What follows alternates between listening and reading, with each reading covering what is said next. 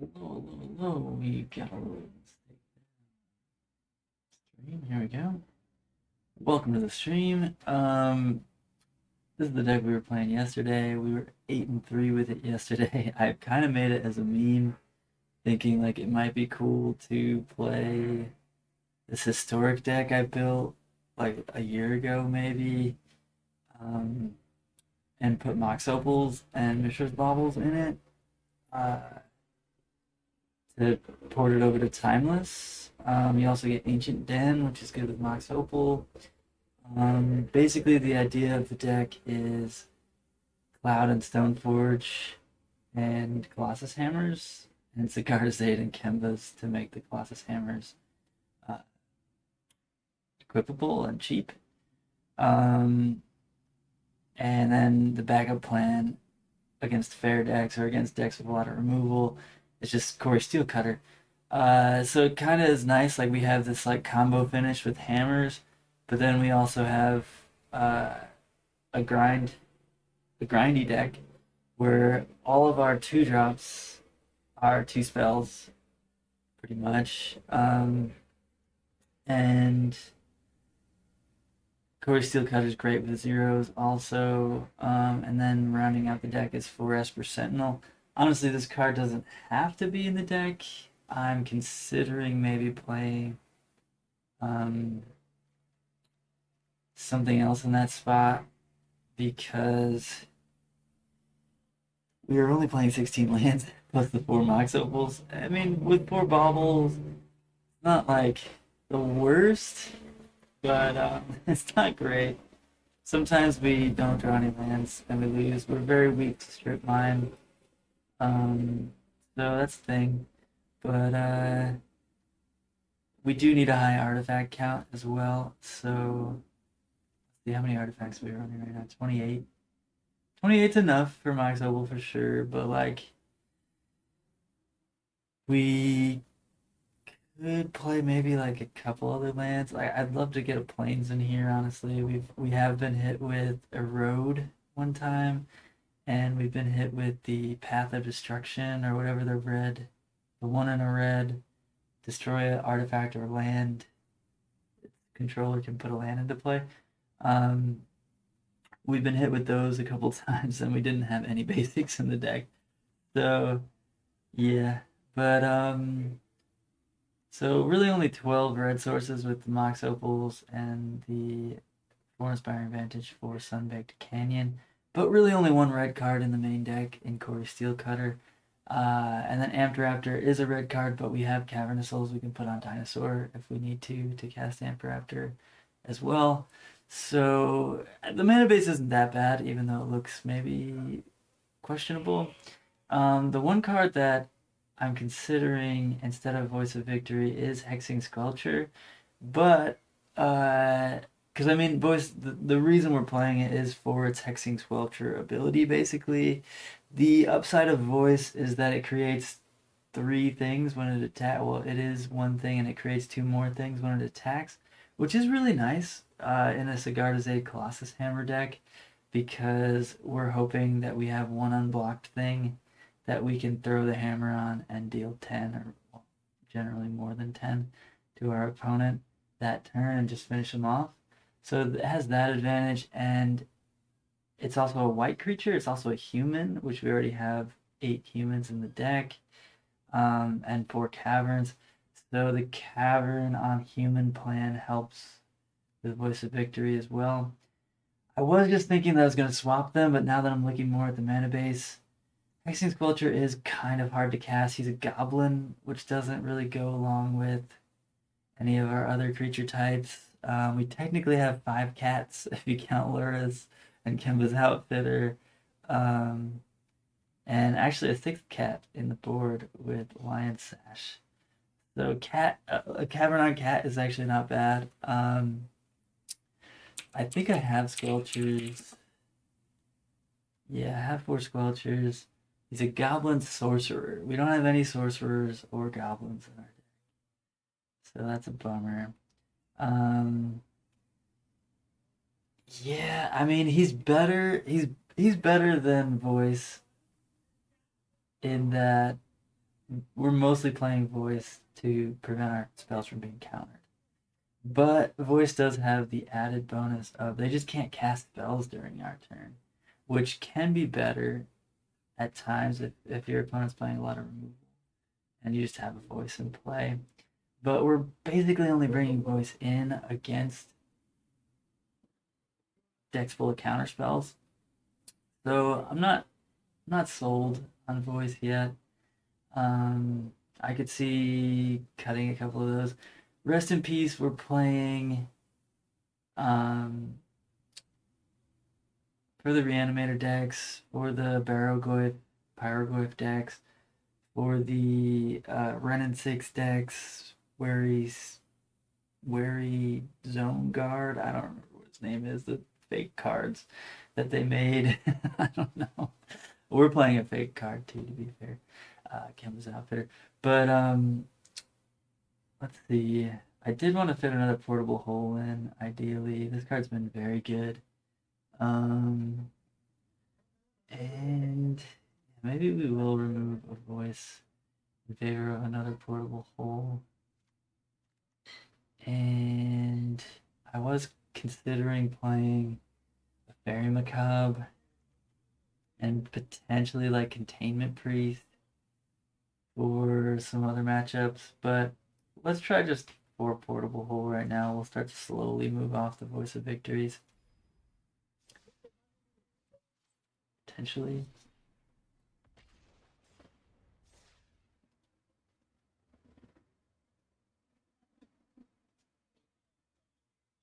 I'm gonna vaguely monitor the US game.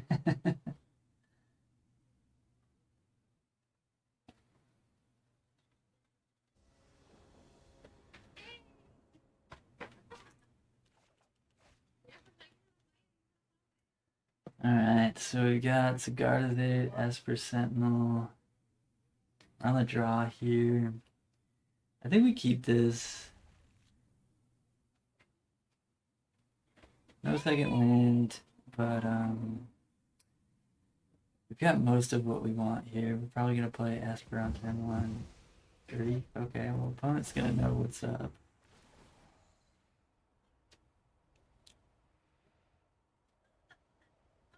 And full of spells, so if they take our Sentinel, we'll just play Sigarda's 8 on 1.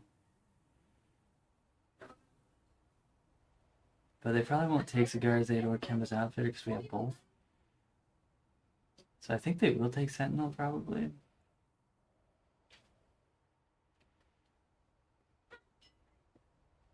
If they have the Reanimate here, then we're in trouble for sure. But they don't always have it. They took Amped. Okay. Interesting. Probably like the only card they respect in the hand. They're like, that card's good. The rest of the cards in this person's hand are, they don't really do much? Question mark.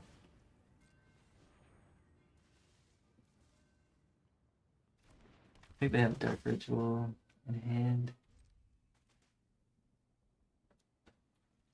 I think that's what their stop is. Maybe not.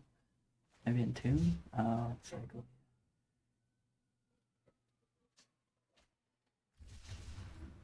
Sure. This is the typical like black reanimate deck. Maybe. I'm gonna have to. Gross. Disgusting. And we didn't have our land. Feels Batman. Gonna just play the Ornithopter here. The upside is if we draw a hammer next turn, we can 10 them. How do we put an opponent's graveyard anywhere? Exile it. What counter?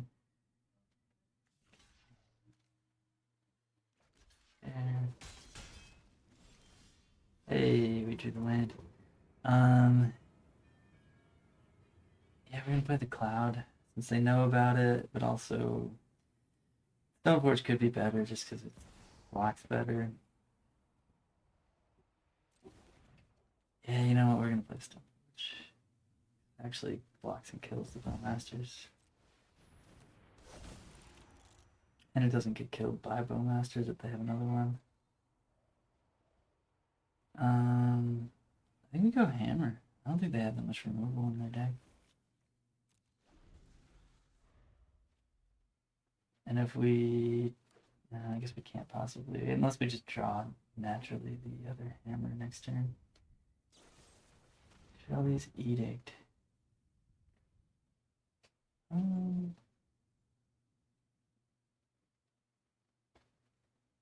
It's interesting, actually.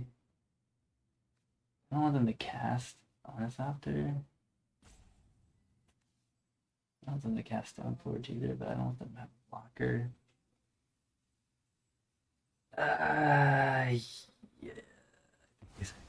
Word.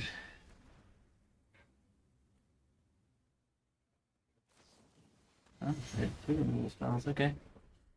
Did not put them on having that much removal.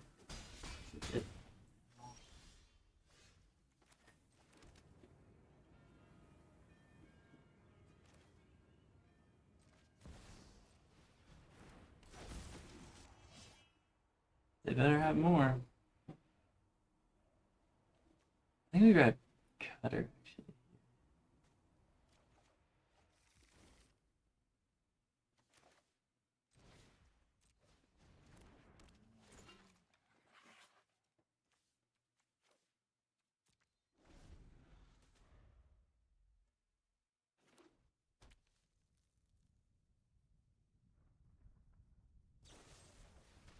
Oh, okay.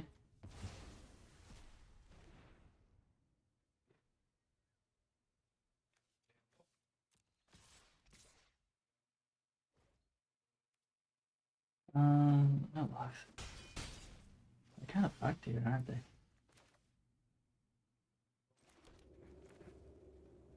Yeah, they're just dead. Sure.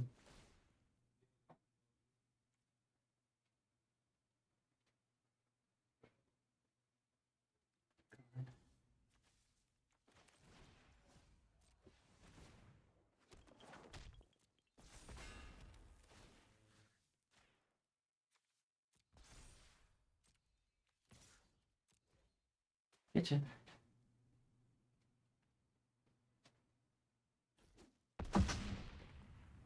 Your turn.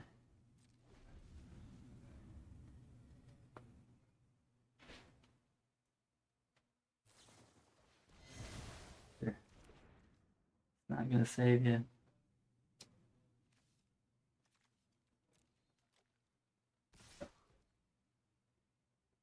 Yeah, it doesn't matter if we block or not. I guess we might as well block.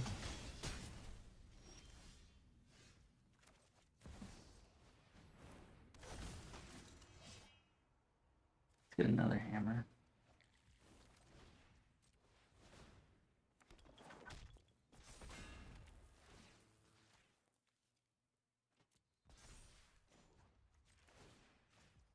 Let's do 22.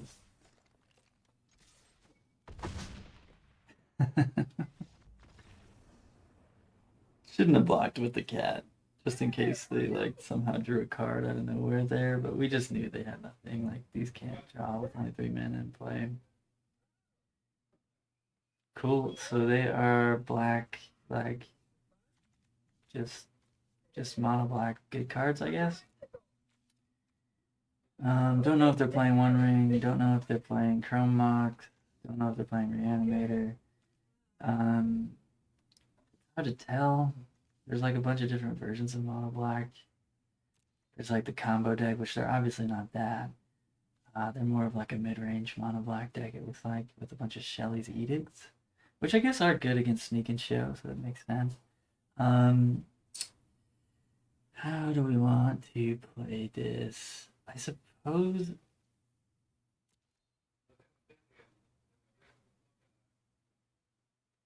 like Rest in Peace and Lion Sash are reasonable. Portable Hold does eat most of their creatures, but I just don't care about their creatures that much. We're faster than them by a good margin. We do draw extra cards sometimes with Esper Sentinel. So yeah, I kind of want to cut Esper Sentinels because they're so bad against. Bowmasters. Maybe we just bring in the portable holes. And I don't really want to bring in Lion Sash or Rest in Peace. Maybe Lion Sash will only play 3 portable holes. Yeah, just in case they're on the reanimate plan, we might be able to catch them. On the draw, it's going to be tough with Sash, though. Rest in Peace is much better. Fairy Macabre would be the best. Which I'm considering Fairy Macabre over Rest in Peace in general. Not sure that this deck cares about Barrogoyf that much anyway. You know, like, we just have bigger creatures.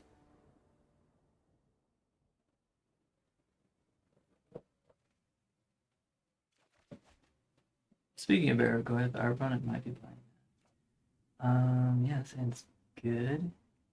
Keep it.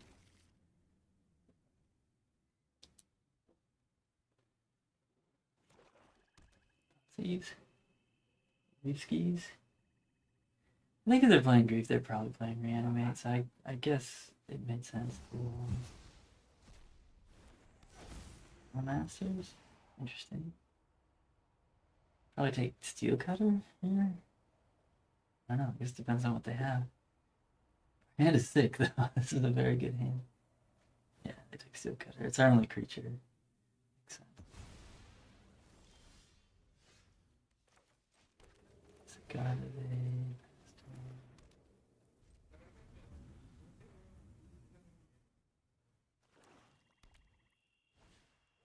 on. What is that? Oh, we're playing non-creature spell. At least you're right. Okay. Fair enough. Go human here. Play Bro.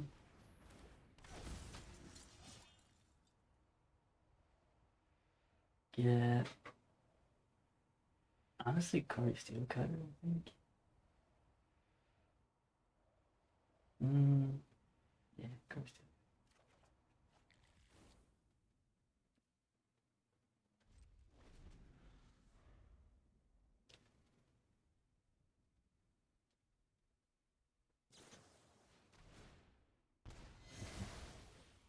Could just portable hole this Mai.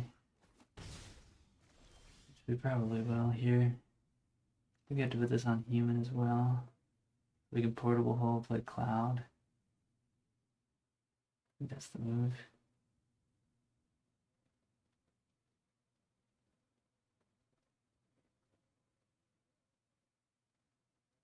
Yeah.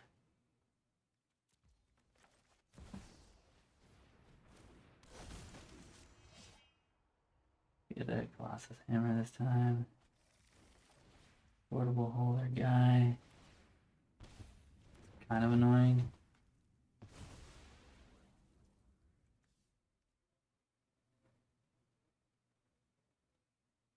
I guess we could play the Mox Opal and just make Cloud big, but they're probably going to kill Cloud.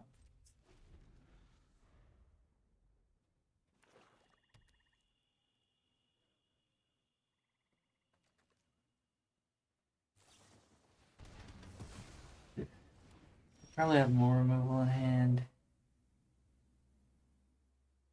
Unfortunate that we have to play this Mox Opal first. I guess in which case we should just pass.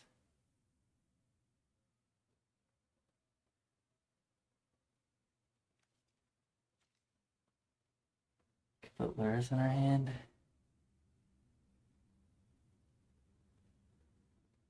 Because having Steel Cutter in play is not really doing much for us. Maybe we just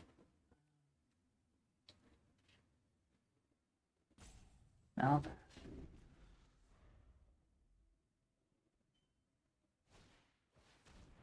Alright, okay. So we'll go Corey Steel Cutter, Colossus Hammer here.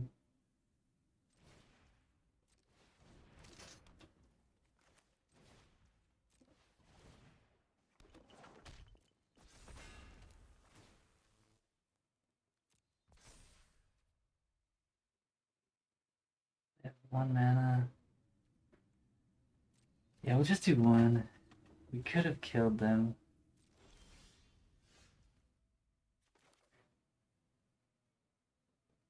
Portable hold my.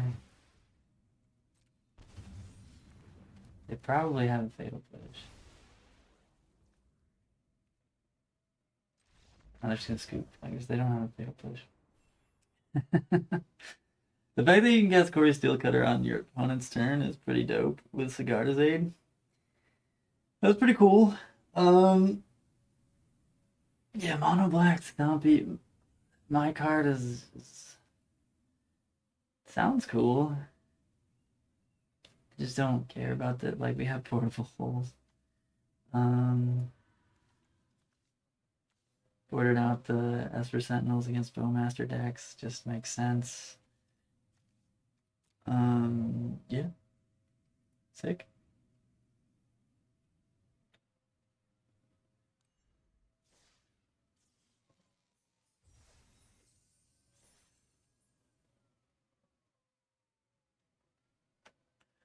I just really love how this deck has such high impact 2-drops.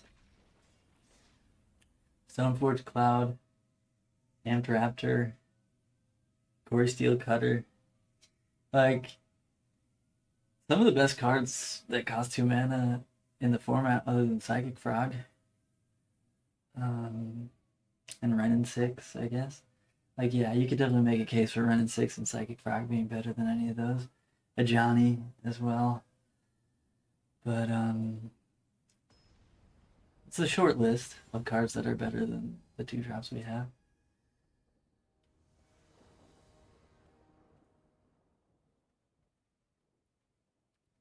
I guess Demonic Tutor you could probably make the argument for as well.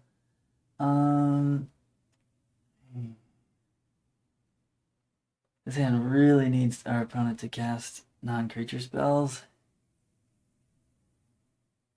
But I think we're gonna try it. It's good if they have non-creature. Like it's a fairly good hand if our opponent plays any non-creature spells. Drip Mine, oh my god. Okay, we're dead. That's worst case scenario there.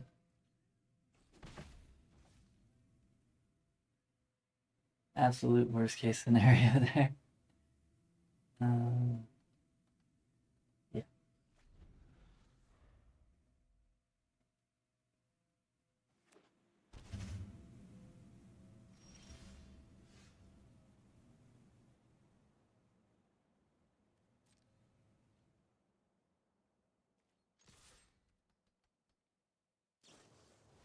Oh god. Alright.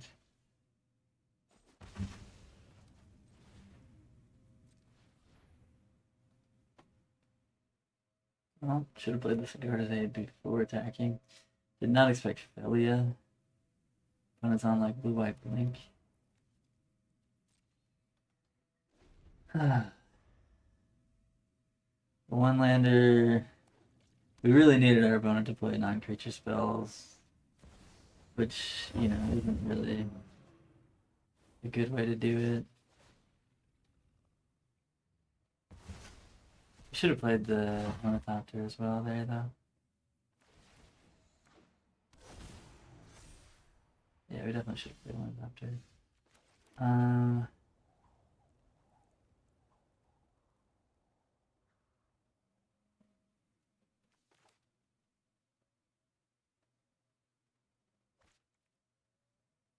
Raptor, I guess.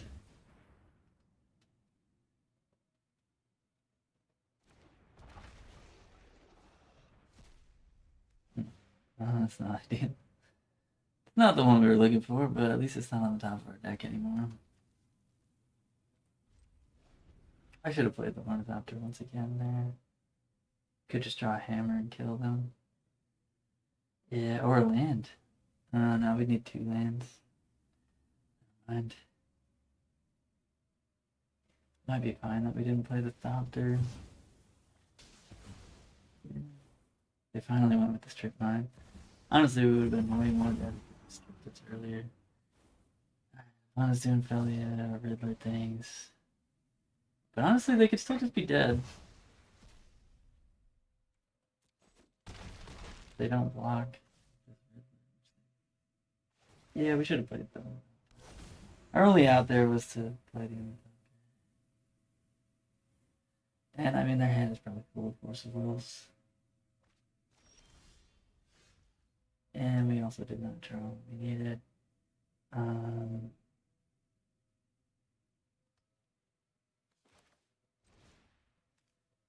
yeah, so great. This turn.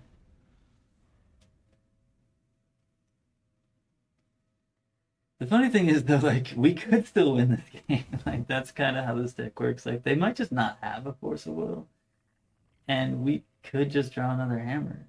I think I'll blink another one of their rivers here. Stopper.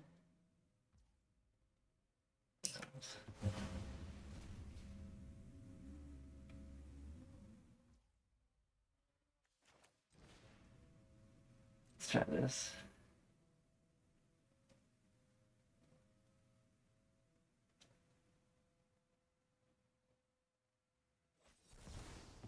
Alright, they had a million Force of Wills in hand. We figured they probably did.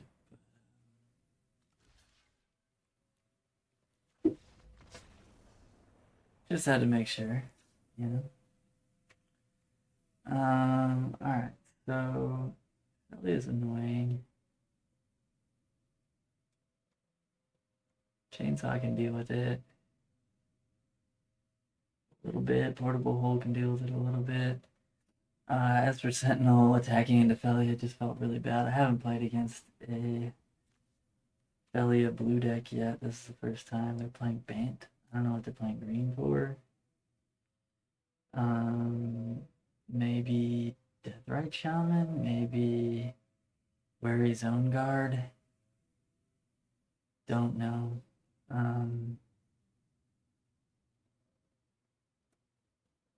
It used to be people would play Bant for like Knight of the Reliquary. Yeah, they're playing Knight of the Reliquary.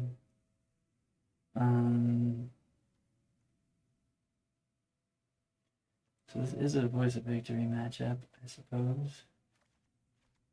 Turns off their Felias during our turn.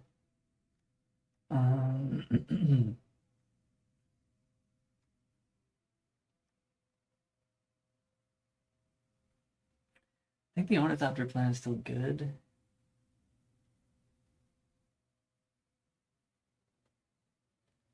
We like Trim a Cloud, Trim a Stoneforge, one Ornithopter. Let's try that. Still like Esper Sentinel against the Brainstorm Dirtly deck.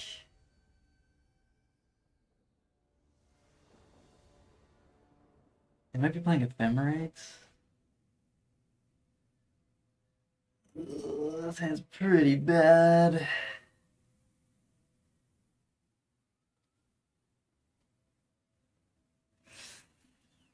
But it does have a lot of land, and they are a Strip Mine deck.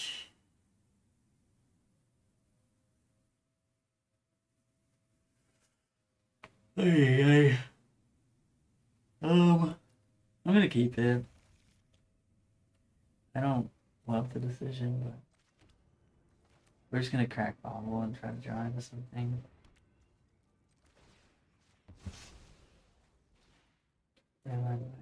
That's why they're playing so many colors, I guess. Okay, not necessarily a bad draw, but not really what we were looking for.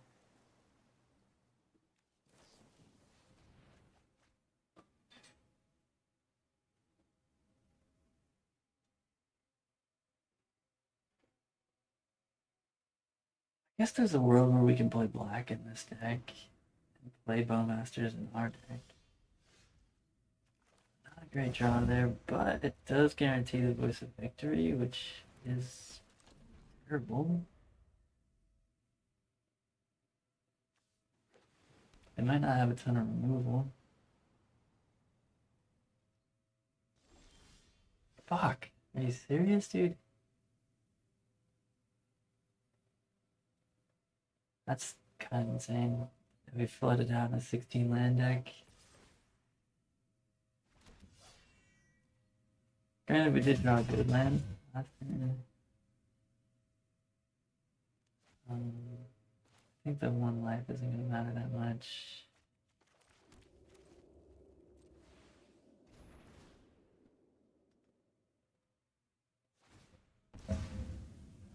Damn, we really needed to do something better than put Lurrus in our hand that turn, I think, though.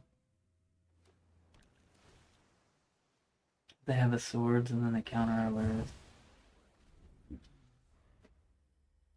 But, I mean, we kept a pretty bad opener, hoping that just having a lot of land might be good. Here's the swords. Strippy. Cavern, probably. Makes sense. We do have a lot of lands, and this is part of why I kept the hand was we had a lot of land against the strip mine deck. We are very weak to strip mine with this deck. I think fair blue with strip mines is probably what we don't want to see the most.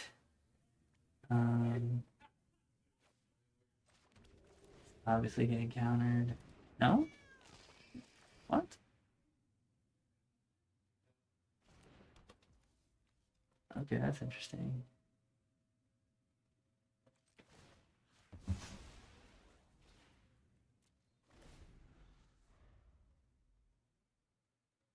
So if they have a green land, they can get our Lurrus with their Leyline Binding. Don't have any lands to go get. That's pretty good. That's an actual card. Leyline Binding takes care of that.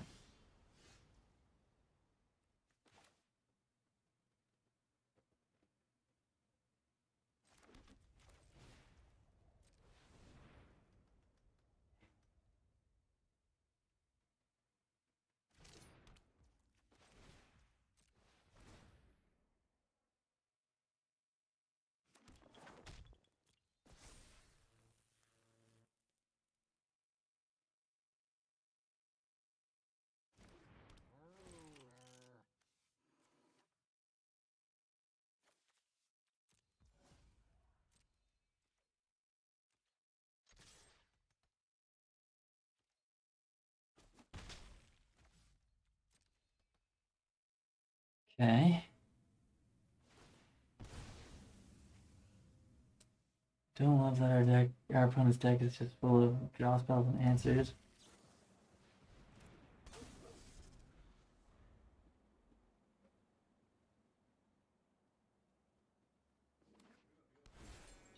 What's that? Xander's Lounge. Oh. I see. Now they're literally running. Two?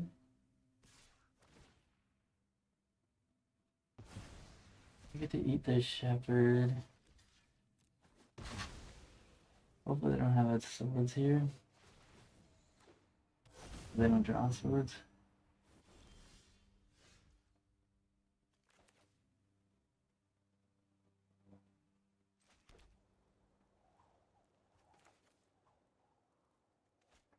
Guess I crack one of these.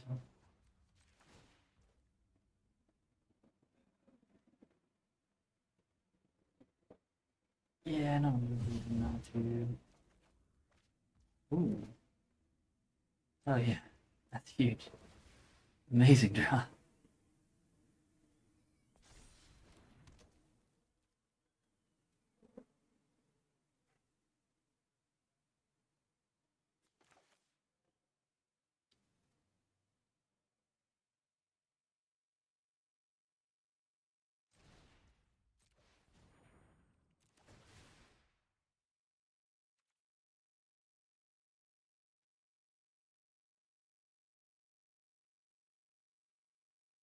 Yeah, the bonus disengagement.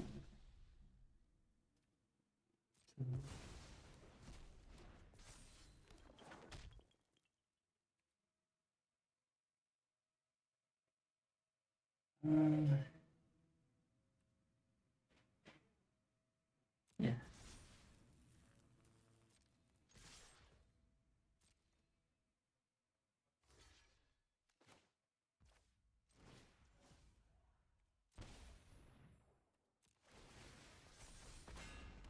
I don't have it. Get wrecked. Get fucking wrecked. Yeah, this deck is sick. Um, oh man. I guess we should have started with the hammer that they, they knew we like made only cost one. Because when we played a different one, they were probably like, wait, what? So yeah, I think that was probably wrong. I just was worried about his swords. Like I wanted them to counter the first one, but I guess it's more likely that they would swords first. I don't know. I would have to think about that some more. Voice of Victory was cool. Obviously good against force and force.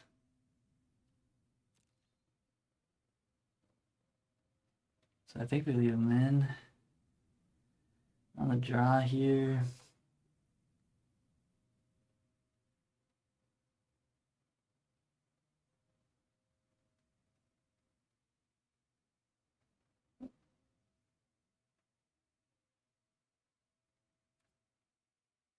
We don't have anything that can deal with a leyline binding in play.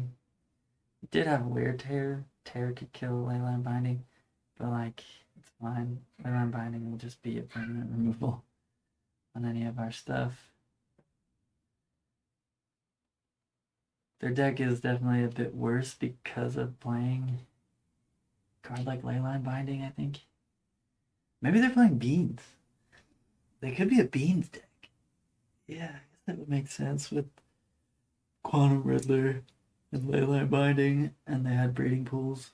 Yeah, I think they're a Beans deck, which means their deck has a lot of air,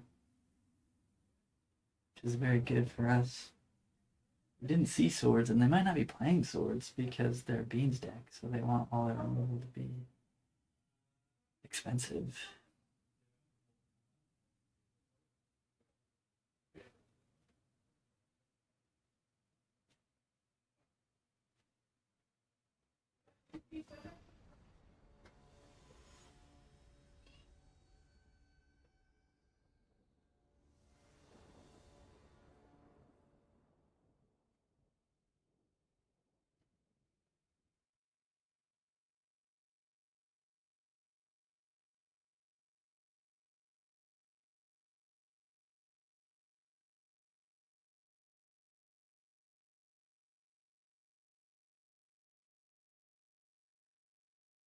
His name is actually Urza.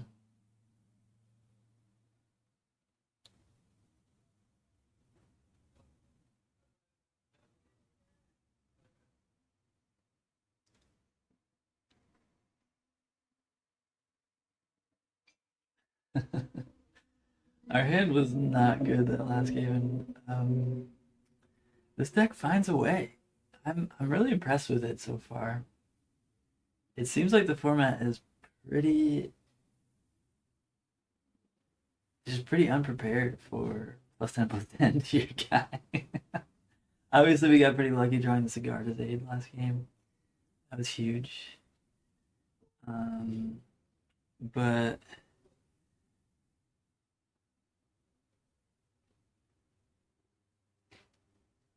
I mean, we weren't just dead that, that game either. Like, even if we don't kill them that turn, like we definitely had a good shot going forward with Corey Steelcutter in play. A lot of our cards play 2 cards in one turn, like Stoneforge, Cloud, and Raptor. We did board out a Stoneforge and a Cloud post board here to get Voice of Victory in. Our opponent just decided to pack it out, pack it in. They had seen enough. I don't understand that. Like their deck is probably pretty good against this, but they decided to close the computer when we killed them with the second Colossus Hammer. Okay, we'll take it.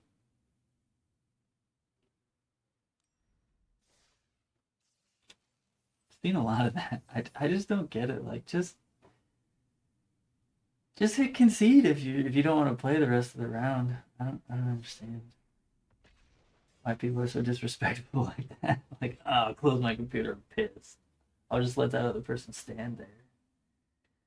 And I guess it would be fine if like I wasn't streaming.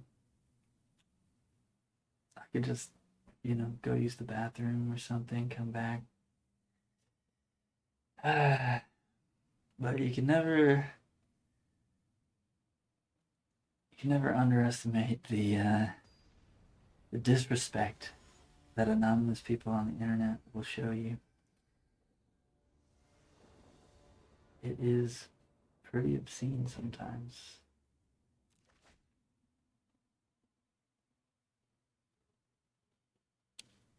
This hand.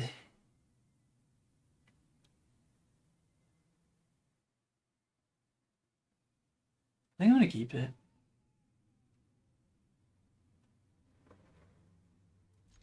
I think I'm gonna keep it. It's a little bit awkward. But this Colossus Hammer is gonna be good, so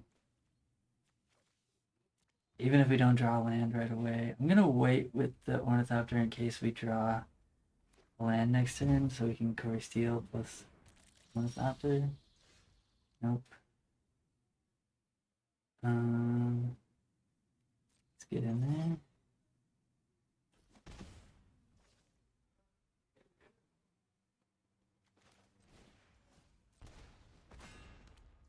Oh, result.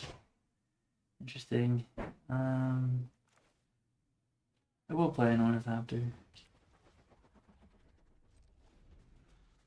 I missed our land drop, but we have a +10/+10 equipment.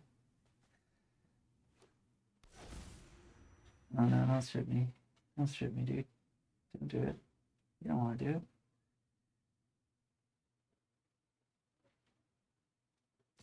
Strip me.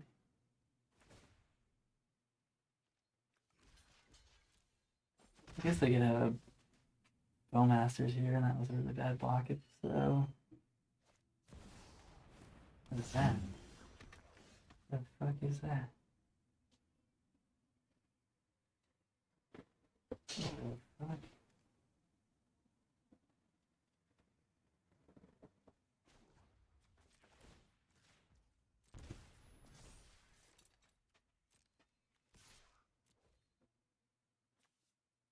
What in the shit? What? They just let that happen? Okay. Your turn. What?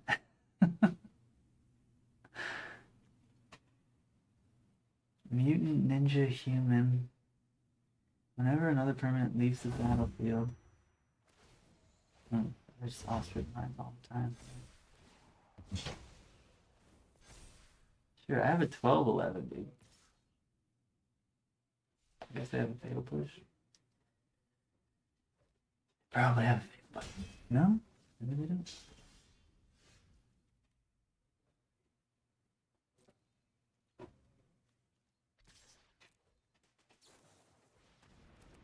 Oh.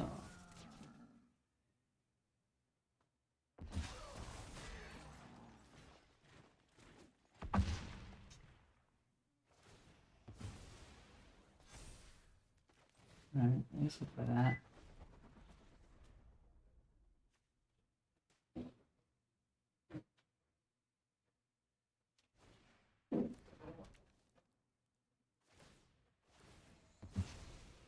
Sure. Yeah, the guy has a problem.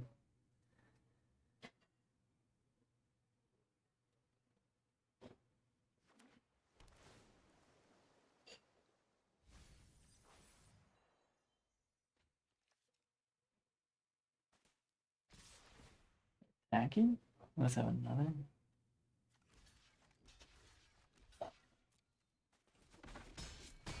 Our Bowmasters here. So you can kill an arm after it. No? Oh, okay. Well, 12 yeah?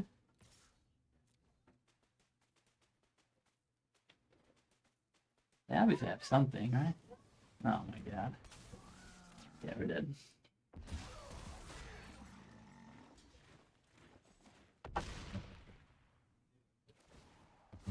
Well, they had a pretty good hand for this, for our one lander.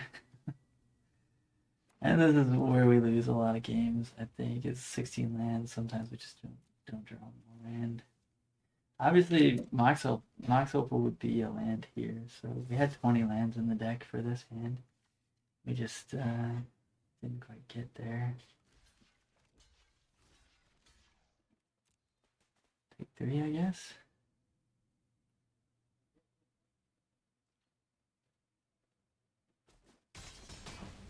Hopefully they just don't have another creature to block with here and we just win.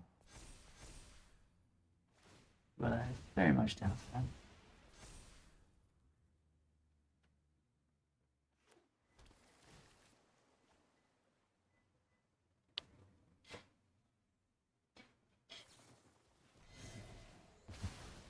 That'll do her.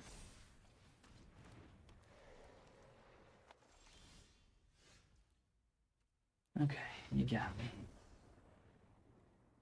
You got me. Funny that we could have just drawn red source and bolted them though. They're at 3. We didn't. We don't have lightning bolt in our deck. We could. So yeah, we're boarding out Esper Sentinel. Very bad against the Bowmaster decks. I like Portable Hole a lot here. We didn't see any counter magic. I have to imagine they're playing some with a black Hydro deck, but we didn't see any. So I don't really want to bring in Voice of Victory.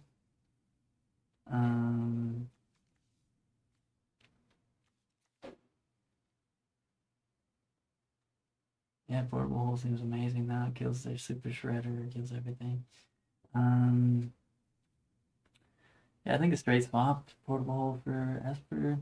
Awkward since we're on the play, and Esper's, a better turn 1 play than Portable Hole generally, but that's okay.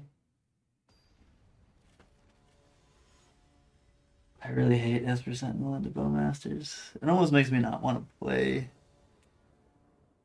Esper at all. I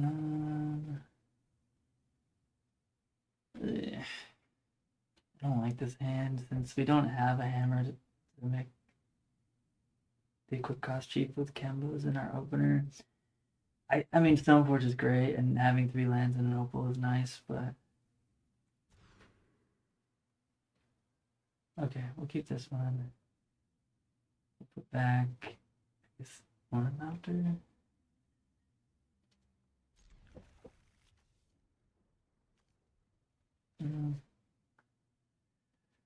Are we gonna play both baubles here? Probably, huh?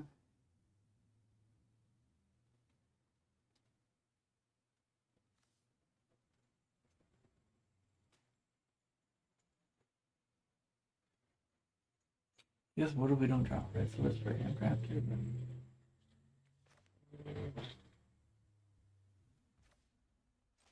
Going, Cigar Disease.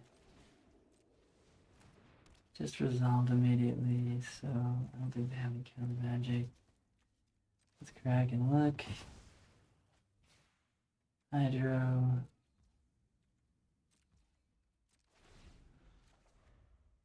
That's a great draw. There's the homie. Crack and look.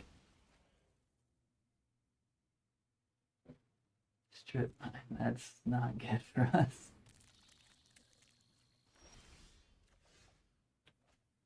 It's a reasonable draw.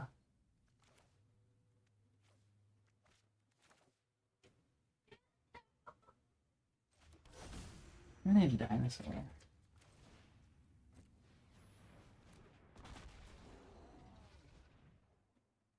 Core Steel Cutter, baby! Stairs, let's go. Let's fucking go, baby.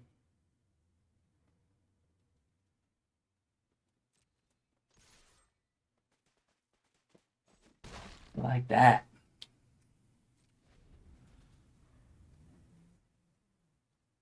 That's that shit we do like.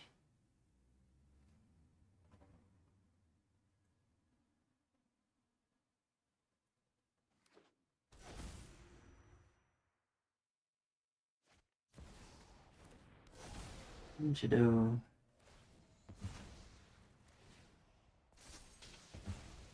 Yeah, makes my Mox Opal worse.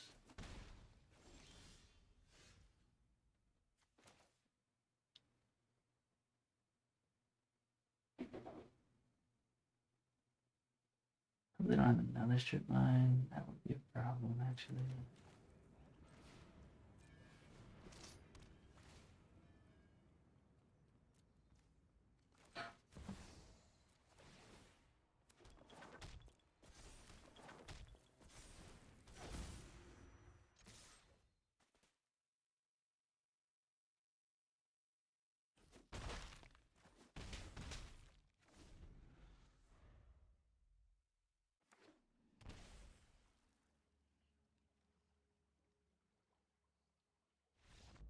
They scoop it up. Yeah, Corey Steelcutter is a hell of a card. And our hand was Amped Raptors. We were looking good there. Alright. Yeah, I mean, Portable is fantastic against them. They're also playing Moonshadow. I don't think they're playing any counter magic. I think they're just fetches, strip mines, hydros. Like, they're just creatures, fetches, and strip mines. And, like, I guess they had a fatal push in game one. So I guess they have some fatal pushes, but I don't think they have any counter magic. I think we just run it. I guess Chainsaw could be reasonable, if anything. Guess we could trim an Ornithopter on the draw for a Chainsaw.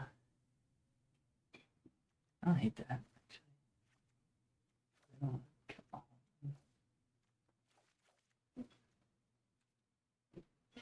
Yeah, we should be a little more reactive on the draw, maybe. Oh, Rest in Peace? Does that fuck Moonshadow? I don't think it's worth.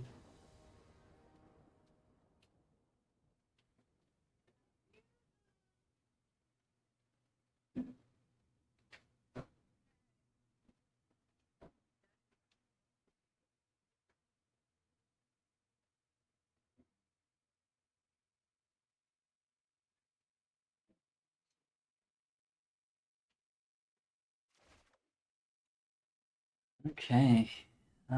Can't cast Corey Steelcutter with this hand. Very unfortunate. This is where Cavern Souls is kind of rough. Because we can obviously put this on Dinosaur and cast Amped Raptor, but the two Corey Steelcutters in our hand, we have... Mox Opal doesn't give us... Oh no, it does. So we have 12 red sources in the deck. We're on the draw. So we're about like 25% each turn to draw a red source. Amped Raptor could hit a red source with its ability. I think we mulligan. Okay, we'll keep this one. I think we put back Cavernous Souls, probably. I don't think they're playing counter magic, so I don't think Cavern's gonna matter. But I guess lands are good against this strip mine deck. Do I like this bobble art better than mine? Maybe. It is kind of nice. Not sure. Good draw. Great draw. Ooh, should have played the...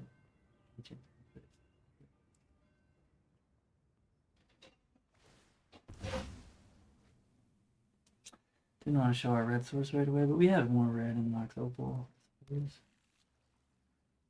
What? They have days? No way. They're playing counter magic? Okay. Who does that?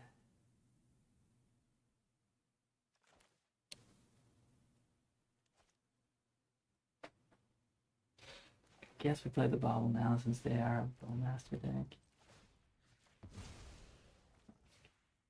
No, it's a strip mine. Fuck me. Oh, hell yeah, that was a huge draw. Don't strip me. Alright, they didn't strip. Good, another collected giant. Okay. We can eat it with a portable hole. Which we probably won't do until next turn. We get hit, right?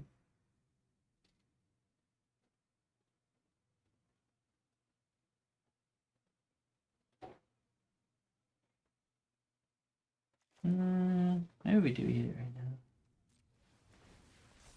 Get in for 3.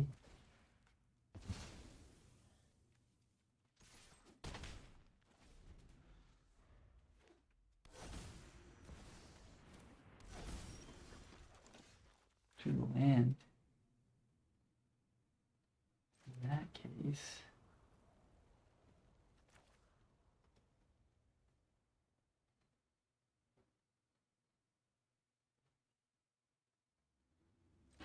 Stoneforge.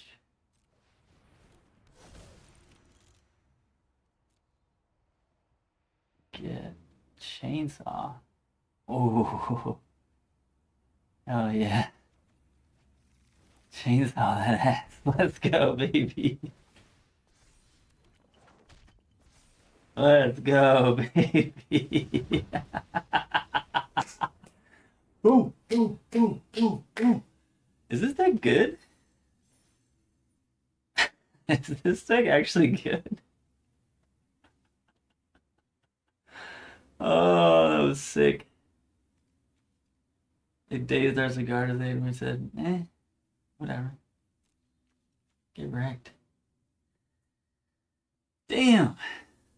Is this deck actually good? It might be, friends. Might be.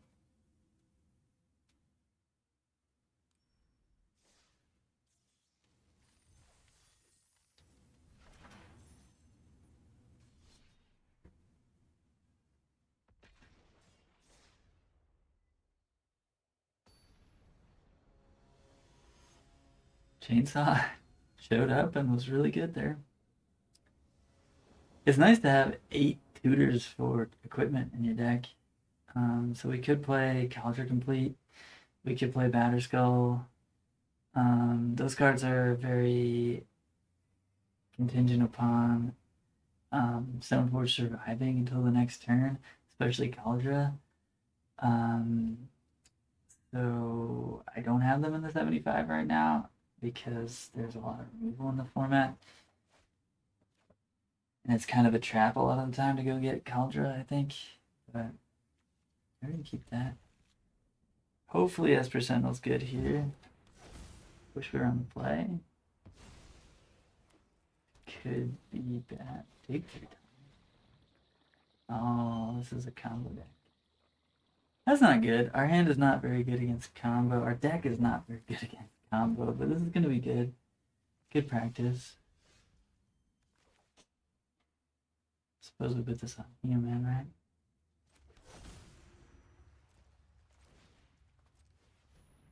Cast our boy. Now we could play another one. But I think we chill. We might draw a Core Steel Cutter or something. Although playing another Esper Sentinel here would be kind of spicy. Show and tell.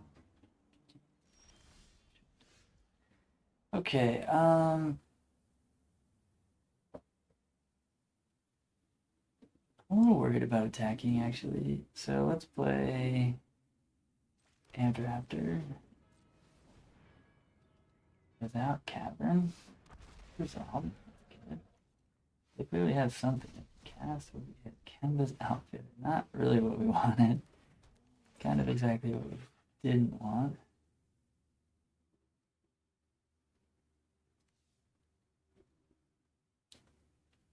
Opponent's like, what does that card do? Fair question.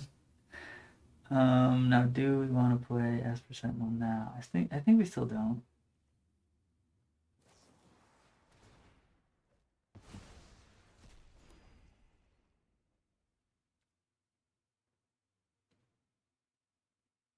think we still don't. In case we hit a Corey Steel Cutter next turn or something. There's the Showing. Sure, we'll put another ass. I don't think we can beat that. I mean, we can. We could hit Sigarda's Aid and then put a bunch of hammers on stuff. This is where we would want Containment Priest.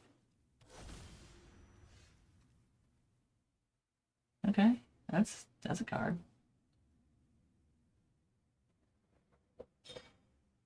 That's a reasonable card. Should play the land first.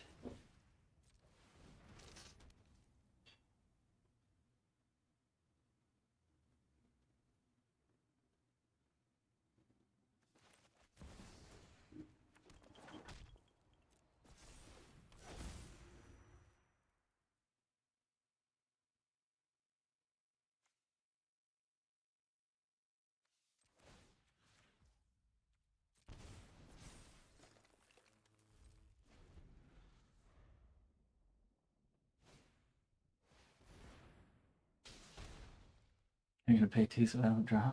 Okay. Fair enough.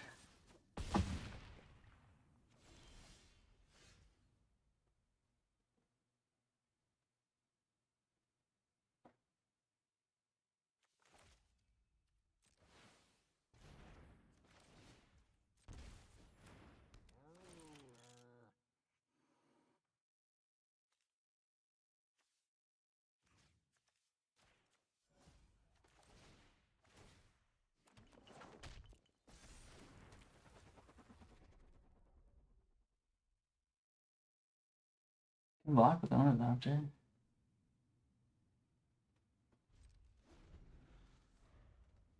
Oh, why did I... Ah, fuck, I wanted to keep it on Esperson. Damn it. I messed that up. I should have made him pay 2 there so we don't drop that. What is Show and Tell? Omniscient. Okay. Fair enough. Okay. We can go ahead and let this one go. I don't think we're winning that game. Okay, so how do we beat Show and Tell?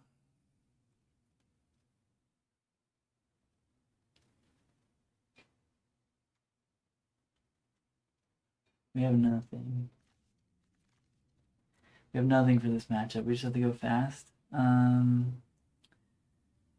The only thing we can do is like interact with Chrome Mox with Portable Hole, but I don't think that's a plan. I think we just keep the main deck and just try to kill them before they kill us. I think we're slightly favored on the play, maybe? Maybe not.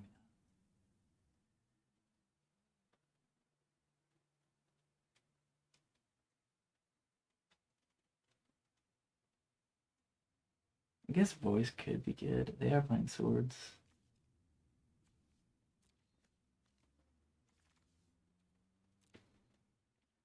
What's our worst card?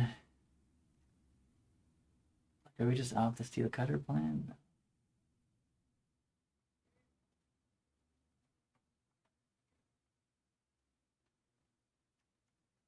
So we go down 1 Cloud, 1 Stoneforge, play 2 Voice.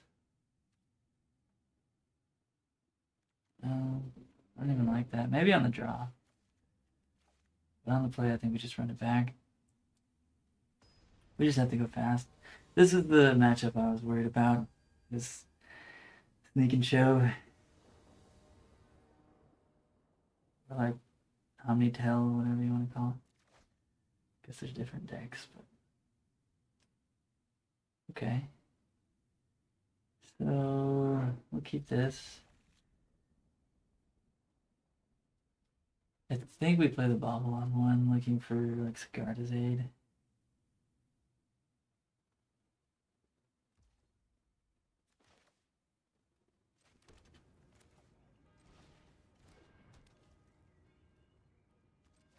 And we'll crack it. Okay. Turn. That That would have been great on turn 1. Now we're definitely playing with Steel Cutter.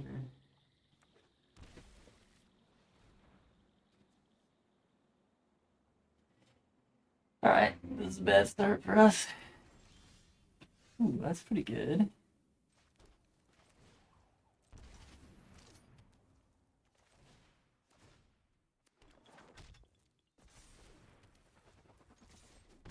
Could use a land, but I did not have to land and discard Omniscience. Interesting.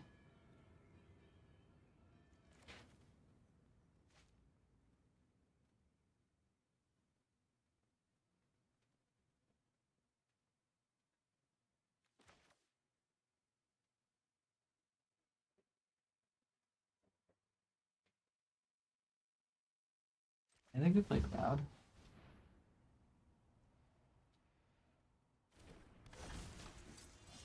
Get another Core Steel Cutter.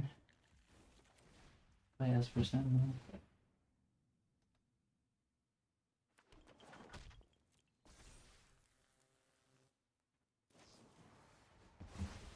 Okay.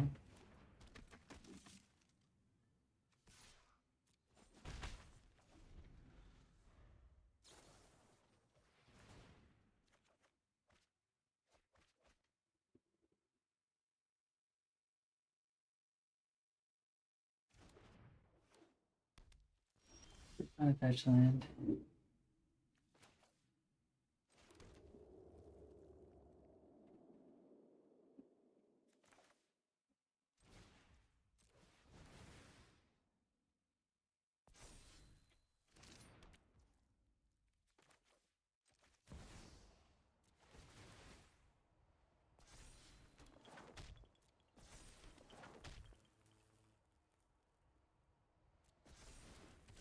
I guess, can we win here?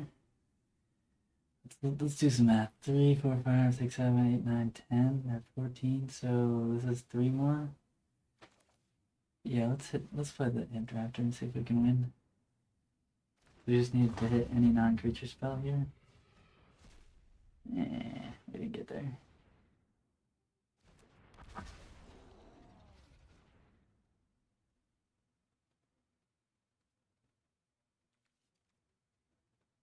Yeah, we'll put them to 3 then. Just in case they have Ancient Tomb and they have to crack the fetch.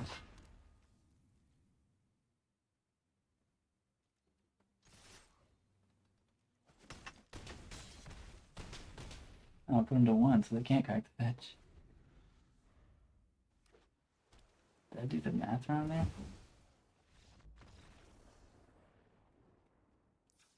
Whatever, it worked out. Yeah, put them to 1 with a fetch in play. It makes sense. Alright, so that's the game that I thought was going to be fine. Our opponent also missed their second land drop. The Ponder, they shuffled and didn't hit land, so that was pretty big.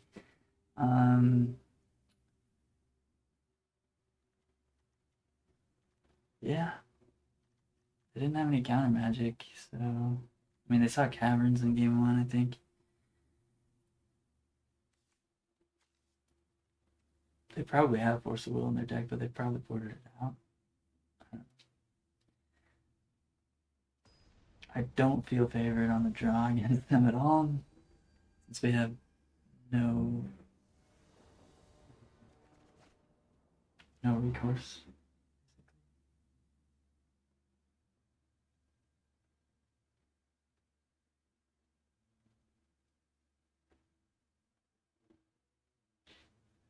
Do we keep this?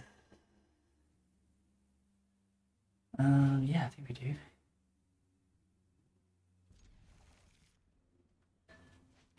Not gonna kill them that quick, but it's not all again, I don't think. Sucks to be on the draw.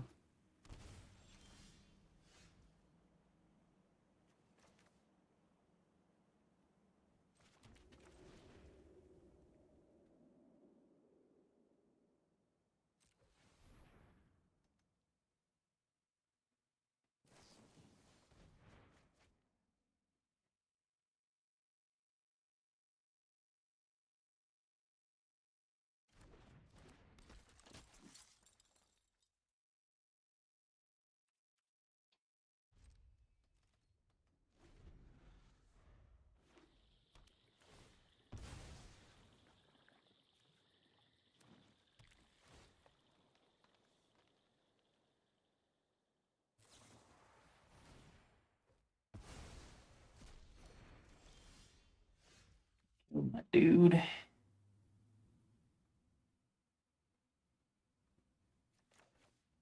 Put this on Raptor. Big dinosaur. Can't cast a Corey Steel Cutter, so we just want to hit one. Let's go. It's big.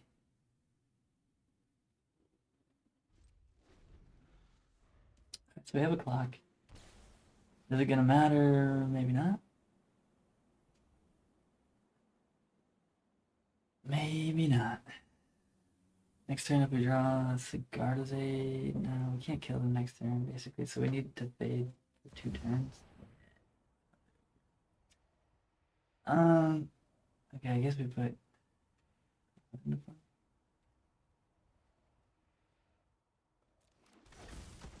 Money Science. I only have 1 card left, though. If that doesn't hit something, then all of their science won't do anything. Hopefully. Okay, fair enough. Can't cast Core Steel Cutter, so I guess we get Colossus Hammer.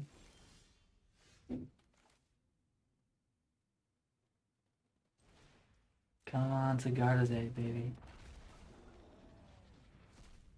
Steel Cutter, we'll take it. Oh shit, did we have him dead? Hold on. Do we play this now? Then they'll know they're dead. I don't know if we play it now, actually.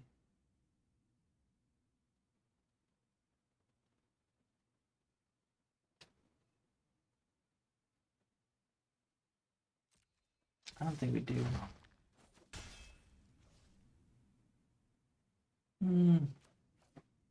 If something happens, I guess it's good to have it in play.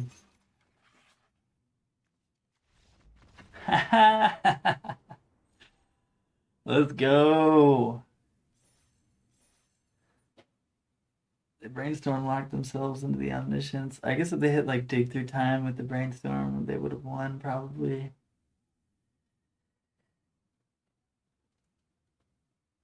Most likely. But they didn't.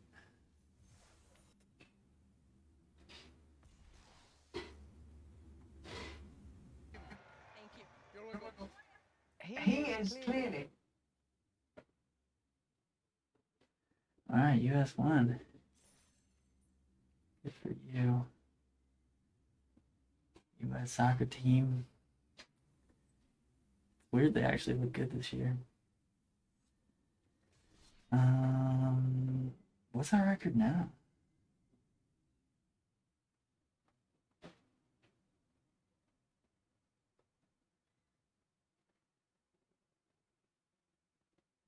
Doing pretty well. 12-3 with the tank. Did not expect this. So composite? Yeah, US.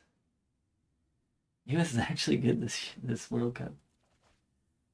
I mean, they've played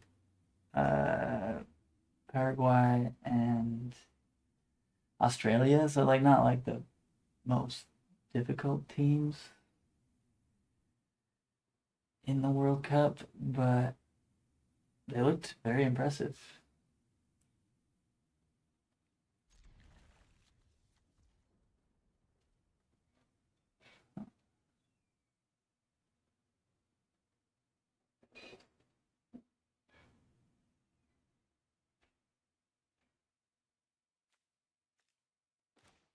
Name cat with this.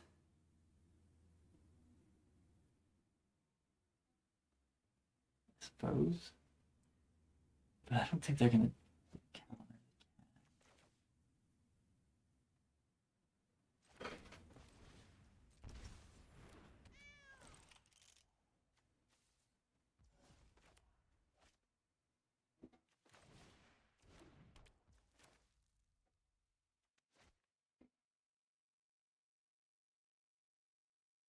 I guess we were supposed to play the Colossus Hammer first. Yeah, I kind of messed that up. Yeah, do we crack the bobble? Maybe not.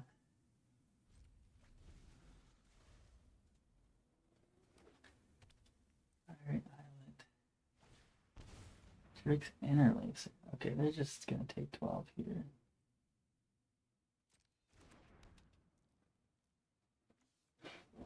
We'll keep the bobble in play.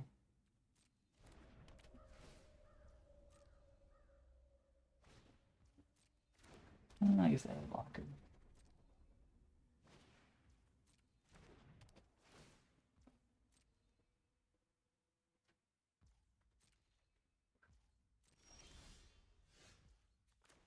Quarry Steel Cutter.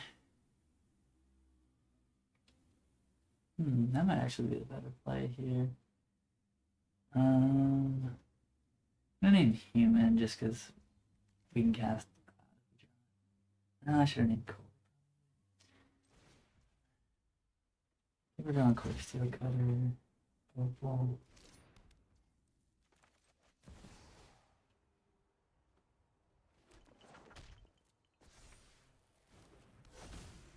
Because they were probably gonna block anyway here. Then we can crack the bobble.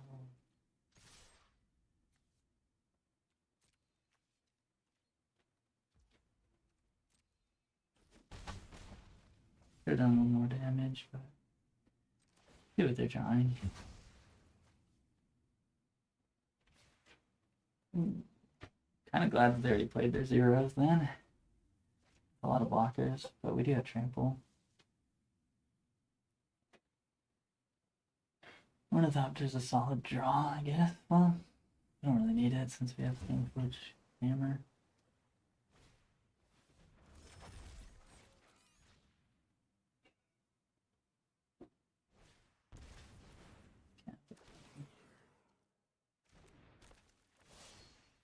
Fair enough.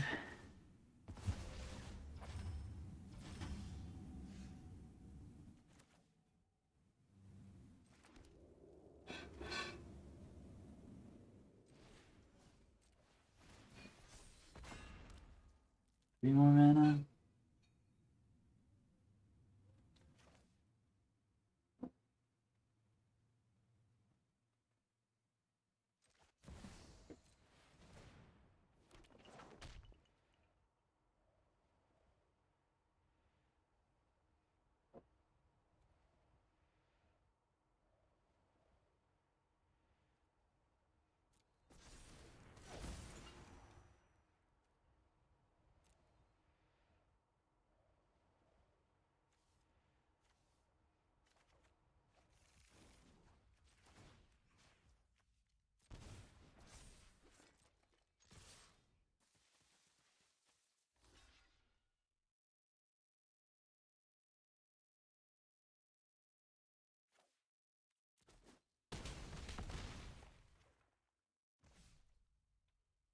Fun.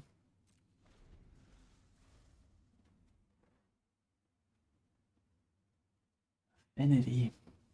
I haven't seen a lot of Affinity decks. Don't know how they could possibly get out of this. Quarry Steel Cutter is just such a good card. It's just so good. The trample, dude. The trample. Quarry Steel Cutter, MVP. So Affinity. Portable Hole is going to be good at getting like Drix Interlacer before they crack it, or just like, well, I can't get Emery with it, I guess. Can get Ravager, can get Weapons Manufacturing. Don't know if they're playing red. Yeah, they're playing red. And then Cast into the Fire. Probably correct. It also kills 2 of their flyers. Chainsaw kills Emery.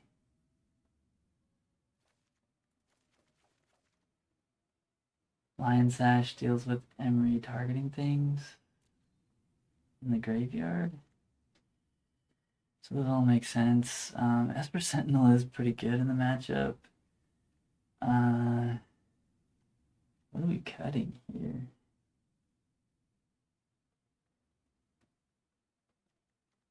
The Ornithopters aren't very good. They have blockers. Don't really want to cut the baubles.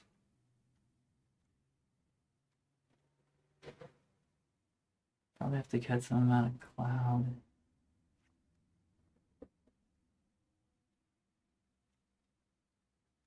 Maybe don't play Lion's Hatch. It's really good against Emery. Go down on a couple Stone Forges.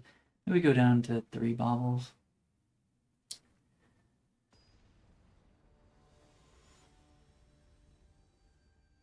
I guess we could have cut all the clouds because they're a little harder to cast than Stoneforge. Cigars 8 Chainsaw, Mishra's Bauble.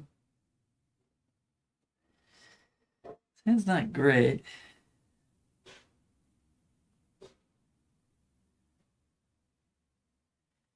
Can we keep this? I mean, if their whole game plan is Emery, then Chainsaw is good. I'm gonna keep it. Even though we have fewer clouds and stone forges in the deck, which makes Cigar's 8 a little bit worse.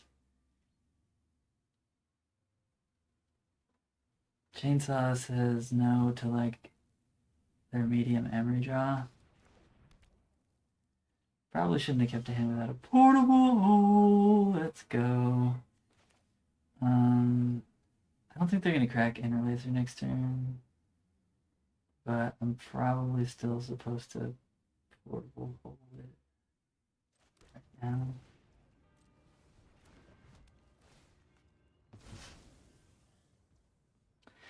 And then, do we play the Mishra's Bauble or not?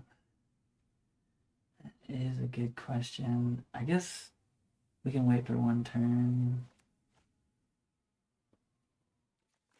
No, we'll just. What are you drawing? Disruptor Fleet. Kidding. Ooh. Fifth land was a really bad top deck. We're gonna ton of time. Okay. Can't kill that with Chainsaw, unfortunately. So I suppose we will just cast Cigar's Aid. Sentinel. Turn.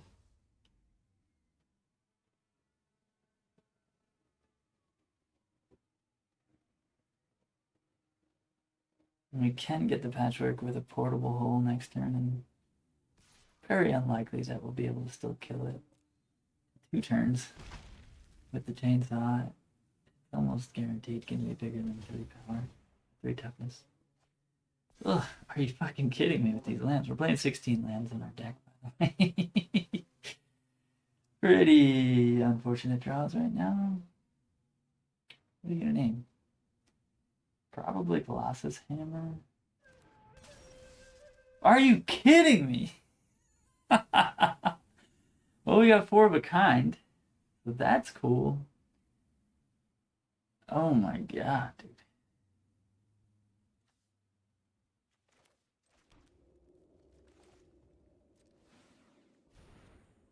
Fucking hell. Like that, I guess. It's really like that.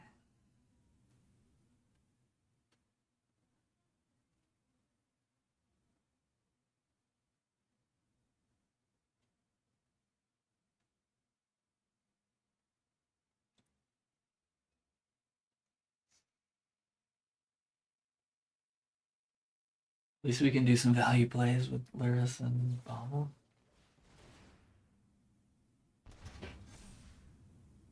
Yeah, now that Patchwork is a 4/4, we cannot kill it with Chainsaw. I guess we could, if they could block with it, but they're not gonna leave it back, obviously.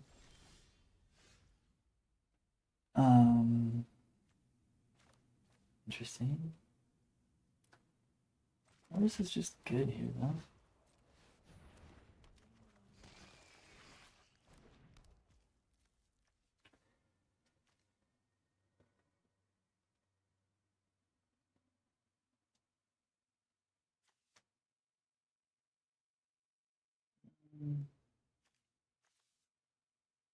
I guess we play this.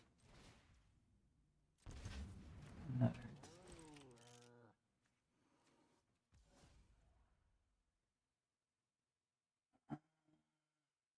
Not double blocking, I don't think.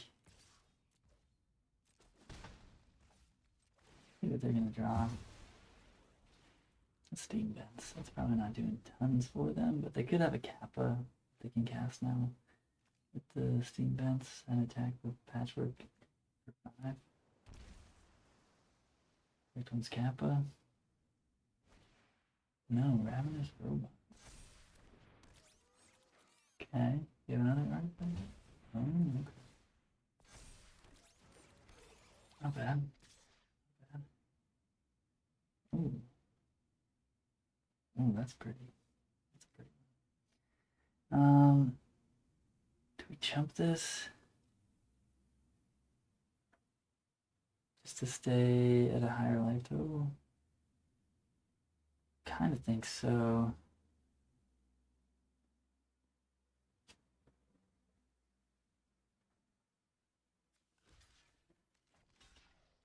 We're killing it next turn.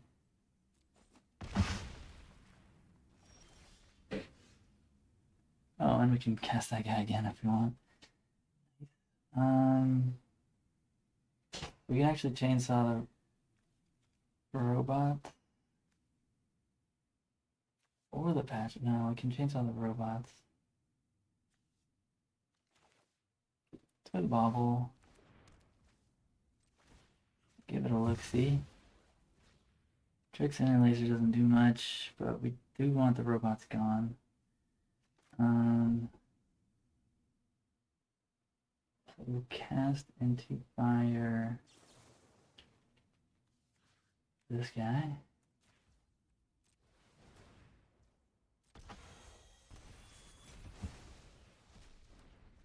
Get him out of here. I guess we didn't need to do that on our turn.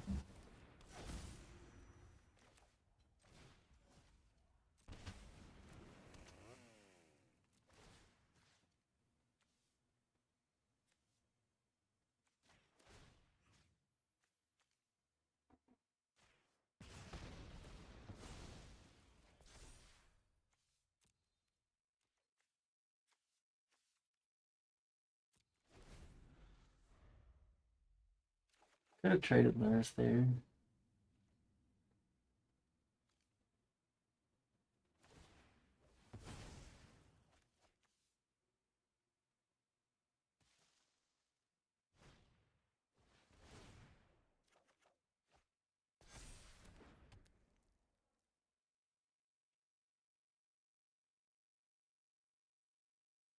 But I think we're winning this game. How do they draw another card? Other card fire guy. Let me see. Makes sense. Stevens have to go, they say.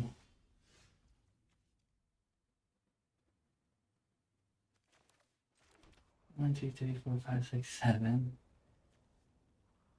Yeah, we can just have a giant Lurrus here, and I don't think we can lose from there, so honestly, I think we just Lurrus them.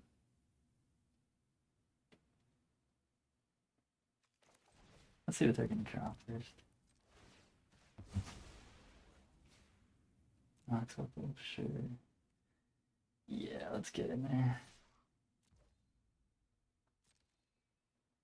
we got the 7 mana.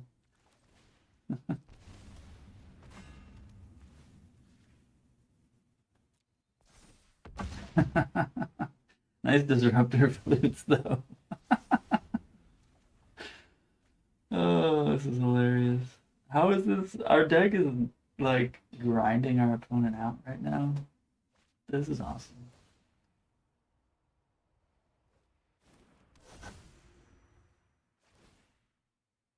This is awesome. check what you got again. Should have played the Corey Steel Cutter there.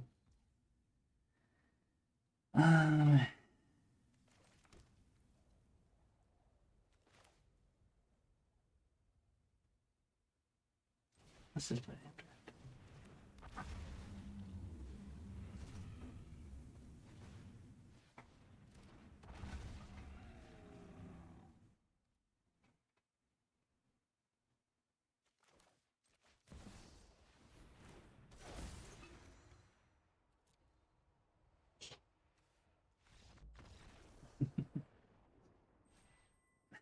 Just playing with our food at that point.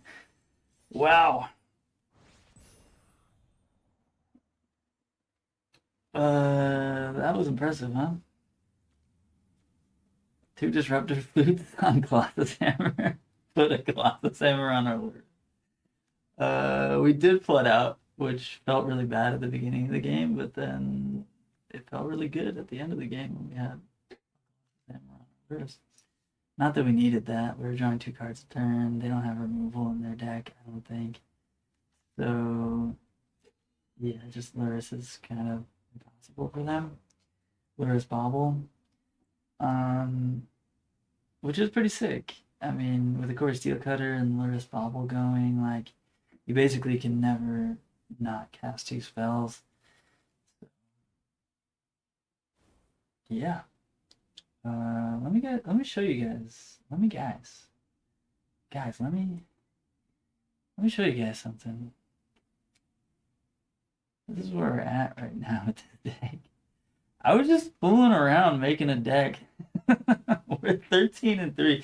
Granted, we were in platinum for most of that. We just hit diamond.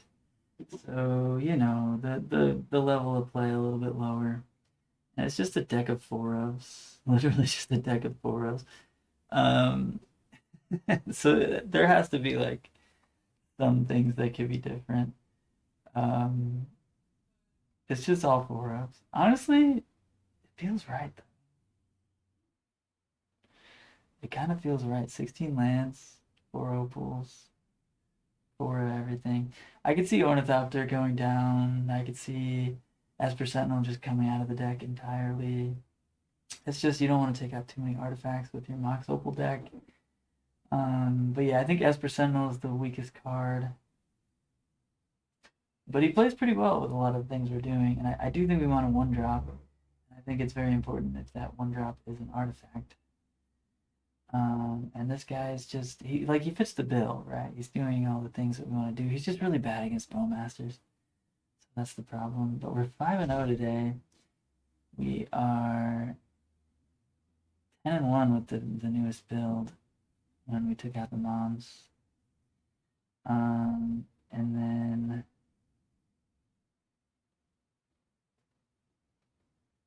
we're 13-3 total, and that's including 2 losses with the moms in the deck.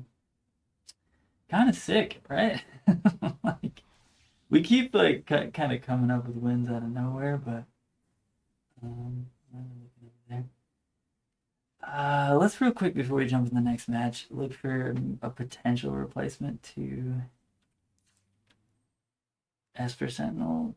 So we want a 1-drop or 0-drop artifact. Basically, 1 or 0. It's gotta be an artifact. Or white or red, I guess. Technically, red, I'd prefer it not to be.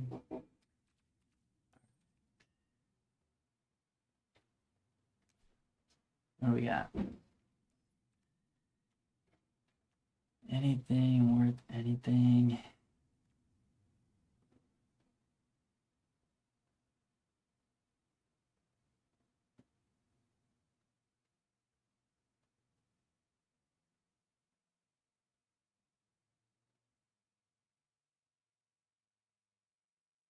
Interesting. This is a thing. I mean, we can get it with our equipment tutors, which we're playing 8 of. 4 Cloud, 4 Stoneforge. And it's a creature that can block. And it also creates a copy of this every time we attach it to a creature. With Sigarda's aid, that means we can like do this a bunch. The downside is it doesn't trigger prowess for these boys. And it's just kind of a mopey 1/1. So probably not that, but that is a thing. Duskrow's Reliquary, sack an artifact or creature. Now we don't really have like extra stuff that we really want to sack most of the time. Skrelv is something. I think Mom's better, and we took the Moms out because they weren't that good.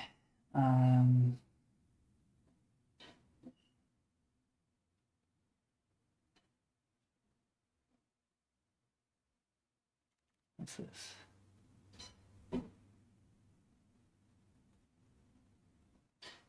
No, this is pretty bad. We're already playing Mishra's Bubble. Chrome Mox is something. Bonesaw, technically. I'd really rather not play Bonesaw. What's this? The bomb. Destroy target artifact you control. Interesting. Interesting. No. Already playing for Mox Opal.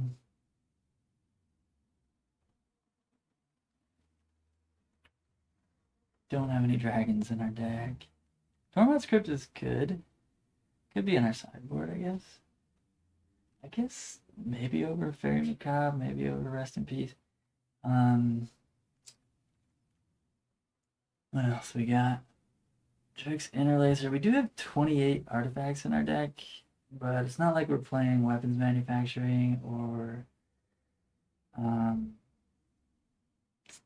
that guy's name? Pinnacle Emissary. So it's not like yes, we're playing a bunch of zeros, but that doesn't mean that we're a Drix Interlacer deck, I don't think.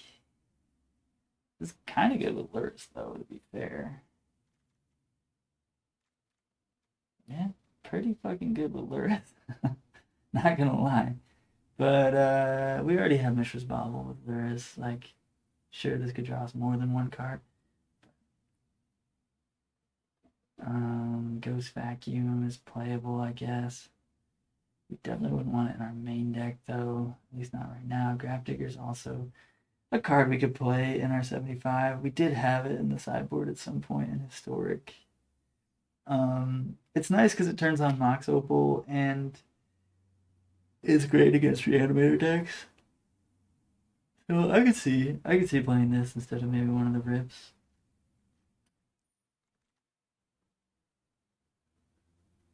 Yeah, Rip's also kind of bad with Lurrus, but so is Grafdigger's Cage because we can't cast cards from our graveyard.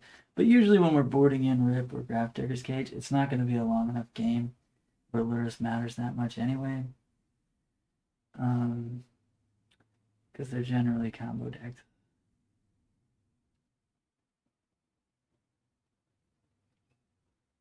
What else? Lava Spur Boots. Okay. Now this could be interesting.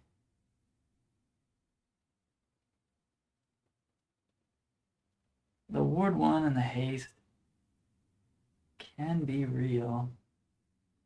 And it's searchable with our boys. Stone Forges are clouds. I think it's better when you have Urza Saga in your deck, which I think we pretty easily swap the Cavernous Souls for Urza Saga in this deck and be pretty happy about it. Since we don't have Urza Saga, I don't.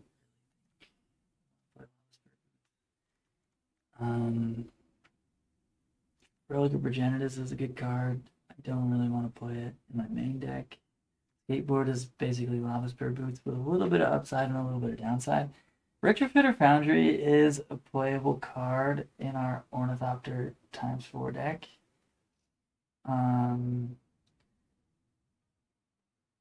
It's playable. I'm not enthused about it though. There's not that many like grindy matchups, and against the grindy decks, we can grind them with just like Core Steel Cutter. I don't think we really need Retrofitter. Shadow Spear is something that we could play.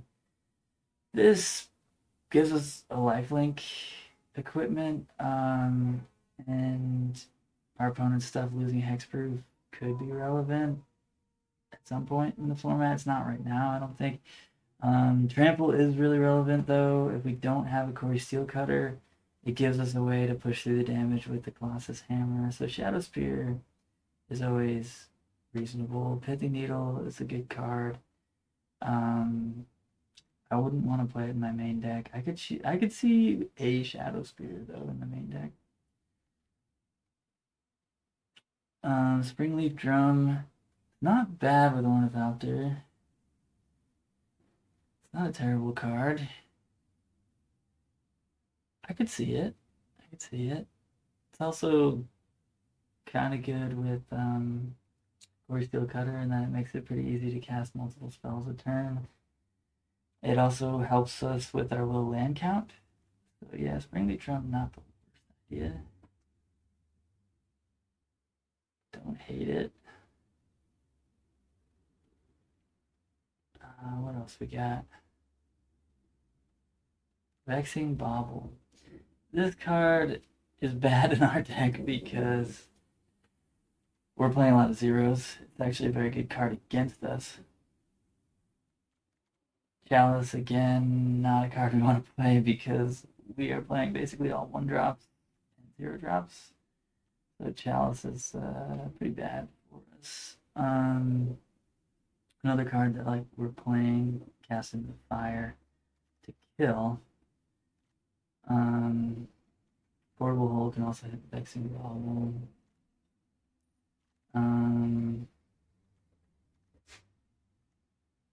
Hexing Squelcher might be a better card in our sideboard than Voice of Victory. It's just a little bit hard to cast it since our caverns are already pretty taxed. Since we don't have that many of the same creature types in the deck, especially if we cut the Esper Sentinels, then we will only have 4 humans, 4 cores, 4 dinosaurs, 5 cats. You know, like it's not ideal. I guess for doctors, but we can't cast those with Cavern anyway.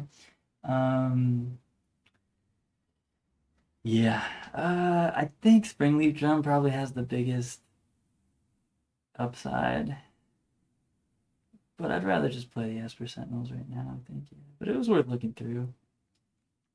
Yeah, probably Springleaf Drum. Lost Jit, is this good? What's this do? Put a charge counter, remove a charge, untap land, target creature can't block, put a +1/+1 counter.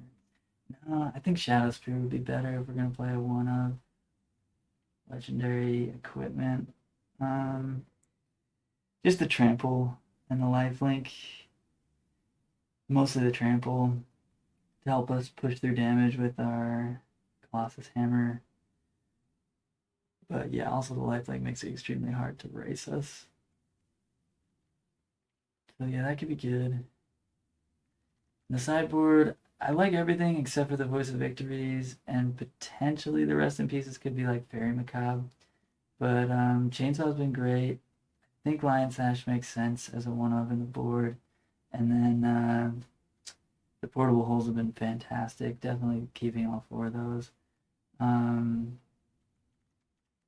yeah, the voices, the rips, those could maybe turn into something else. Maybe we go down to like 1 voice. And maybe we play something more for combo. We did beat Show or Sneak and Show, or it wasn't Sneak and Show, it was like Omnitel earlier. But we probably got a little lucky in game 3 on the draw. So can't be like too enthused about it. Doing well. 13-3. And 10-1 on the day.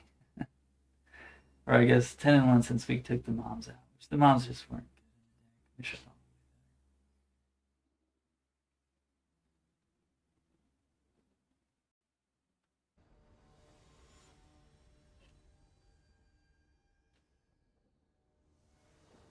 But yeah, we're only a diamond, so we're gonna get tested quite a bit more now against more mythic opponents. This hand's almost good. One of these Ornithopters was a Mox Opal, I would keep it. I just don't think we can do it. It's too risky. Opponent's on Aluris.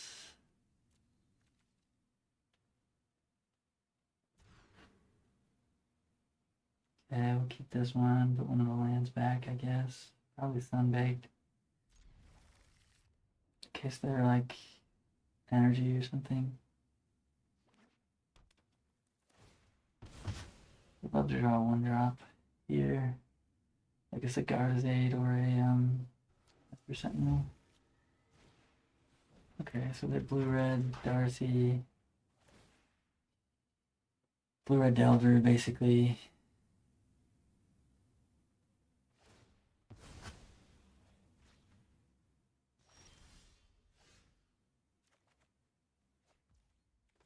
Okay. Let me go ahead and play the Bauble and see what they're doing. Force of Will. Not great for us. Not ideal. But knowing about it is good. They have another Bauble. Hopefully they don't have another Bauble here. Not. That's good.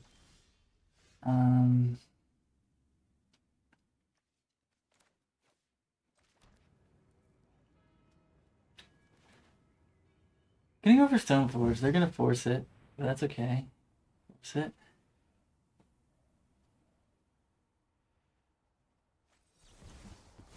Pitching Boomerang Basic. Ditching Daves.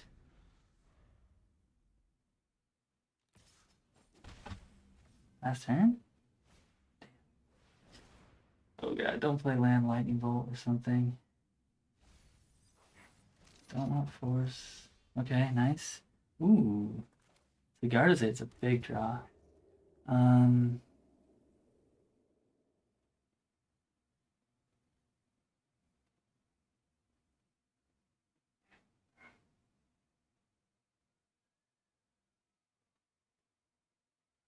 Kinda wanna play Esper Sentinel Stoneforge here. Which one do we play first though? Probably Stoneforge to play around Daze since they put a Daze into their graveyard there. So last card. First. Okay, let's get Colossus Hammer. Let's play Esper Sentinel.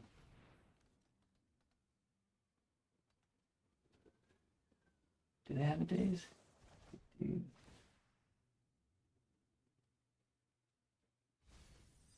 I guess that's why they pitched the other days. They left a card on top that time, I think.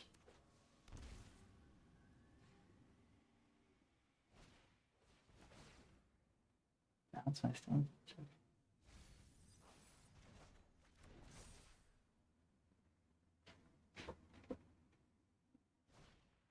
Oh, bounce their Darcy just to get him for 4 here. Okay. Yeah, that's pretty good. Draw a card. I like Boomerang Basics in this blue red deck. Kind of cool. Missed land. Land would have been nice here. I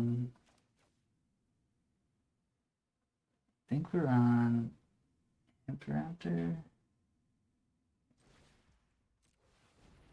Hoping to hit something juicy. This is Bauble, not exactly juicy.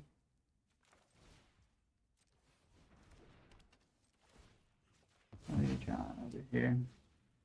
Strip Mine. It's not exactly great for us, but not bad. We're still double Colossus Hammer. Oh no, they have so many blockers. Shit. I really wanted to hit a Corey Steel Cutter.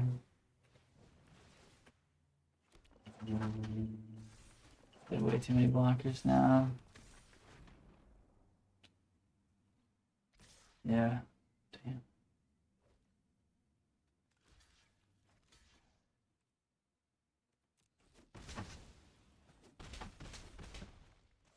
Too many blockers. They are gonna strip us. Okay. Yeah, I guess that makes sense if we top deck.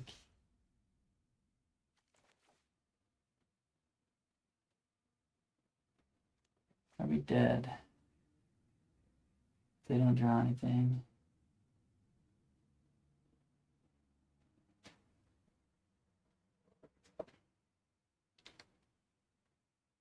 So we're taking 3. We're basically at 5. We can equip this on something. So if they top deck a land, we're probably okay. I guess we play Stoneforge then. And we get Core Steel Cutter.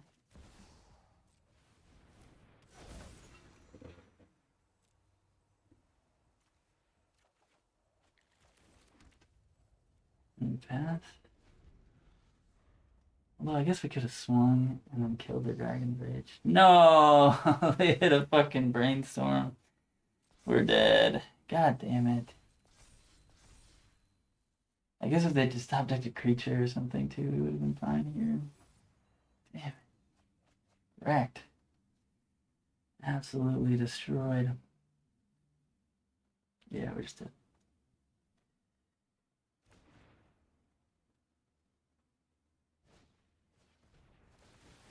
Top deck too strong. Top deck too strong, opponent. So close. So close. So they're on Forces and Dazes and Boomerang bases. Basics. I like this Boomerang basics though. It's kind of cool. Storm Chaser's talent. Blue Red Delver.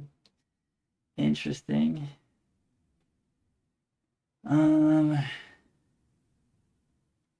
Portable Hole's great. Honestly, Esper Sentinel's good too, though. Chainsaw is good against Darcy. I have to imagine they're also playing Hydro. But potentially they're playing Storm Chaser's talent instead of Hydro. It's a weird one. Cast into Fire is okay. Does kill Core Steel Cutter and some of their stuff. What are we cutting here? We're on the play. I guess the Ornithopters aren't that great. So I guess those are a straight swap for the holes.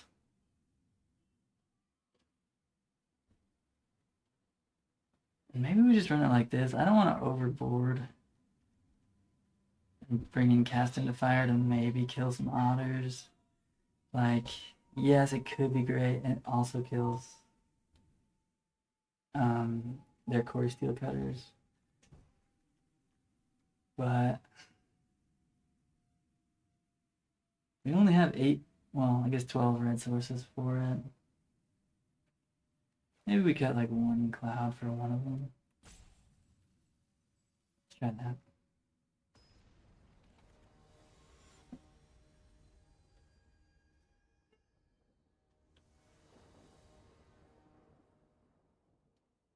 Opponent got pretty lucky there. Like, we had the win in our hand. We just couldn't win yet. I guess we could have attacked and just hoped that they didn't block there, but like there's no reason for them not to. And they had to top deck the win.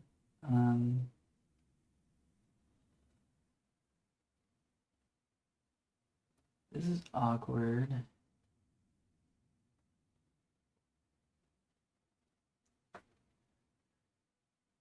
This is very awkward.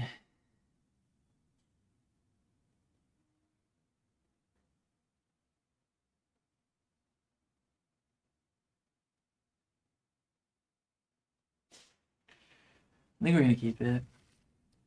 But it's really awkward that we don't actually have Metalcraft. Like, we will, but I don't want to just cast a Colossus Hammer right now. I don't think that makes a lot of sense. So this could get really awkward. Not 100% sure on this keep. But I think just the portable hole made me want to keep it because they're probably going to do something. We can portable hole turn 1 here. And that puts us a lot closer to Metalcraft. Yeah. The Darcy's here. Fire magic. Ooh. Interesting. That seems interesting. Their deck kind of swarms. Alright, really good draw.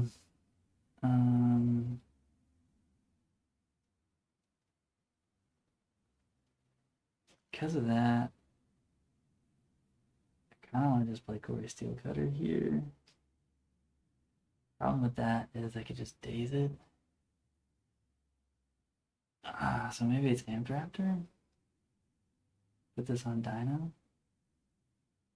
Can't do anything about it, just hope to hit something good. Yeah, that's what I'm gonna do. Okay, take those. Sure, you wanna daze that? Be my guess. It's a free spell. That's fine.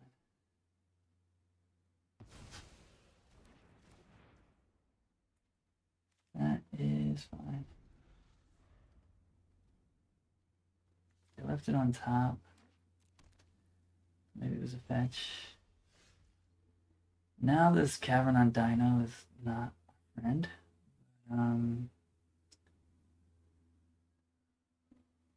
Let's go for the Steel Cutter.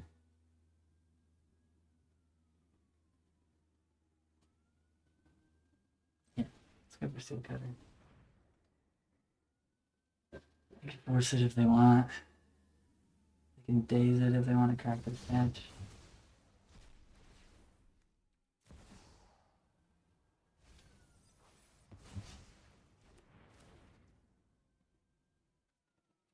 Okay.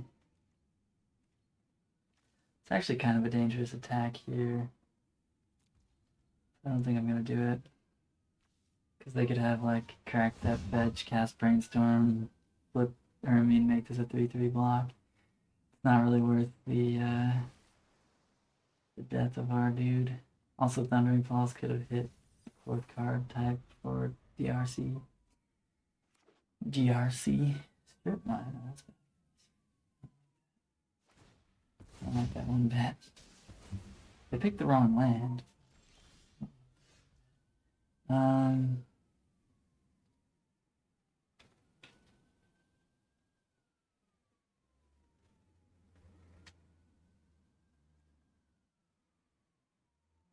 Now I'm gonna attack.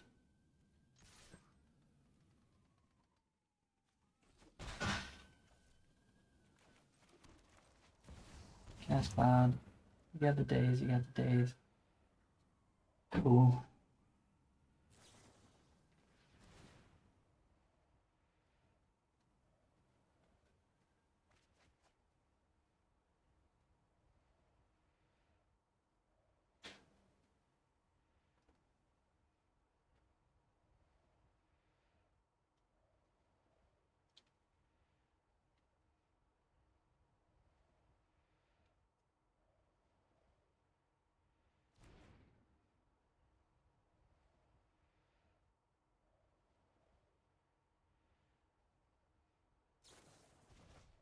We did find the days.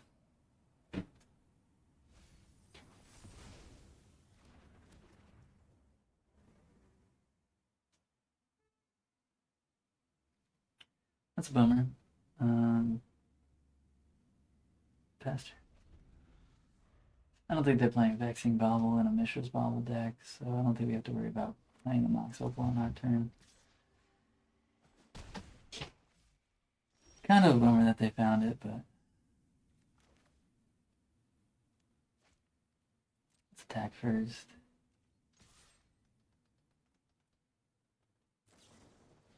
Oh, sure. Guess giving them the surveil wasn't great. I didn't want the braid. Oh, really? Because I was gonna bring back the guy. Let's go ahead and hold there, Darcy.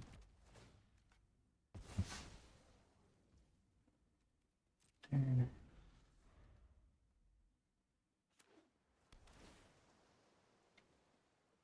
So much card selection in their deck. They left on top, so it's probably a threat.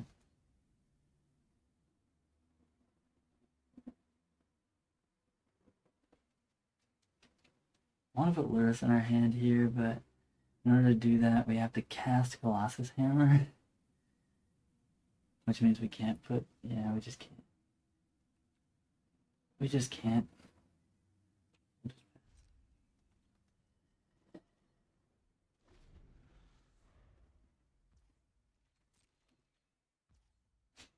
Interesting.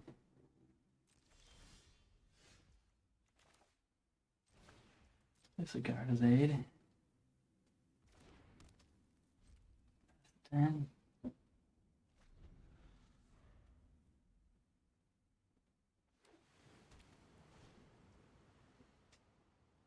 Sure.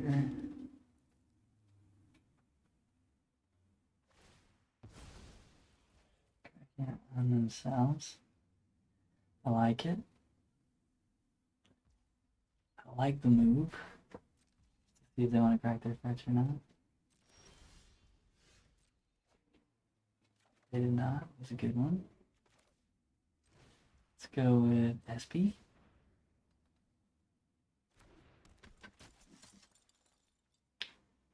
And let's play Mox Opal.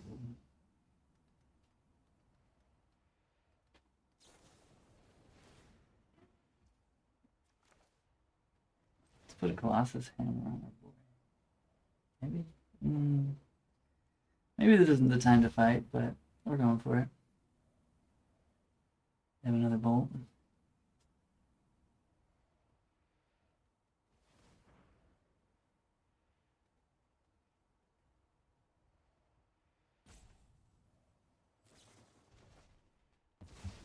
I had Davies. Growth.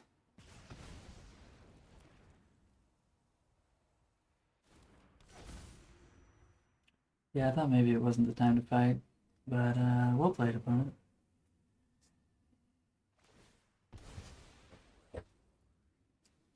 Kind of surprised they left it Daze, but good discipline. Like, at this point in the game, usually Daze is not useful, but they knew that it still was there. But they're gonna have to land a threat.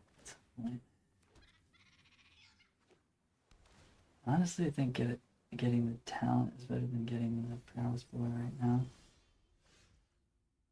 But let's try and do both here. Let's play the whole. Get honestly talent. And then play Raptor. They have another Daze. They've already played 3 Dazes. Bobble will take it.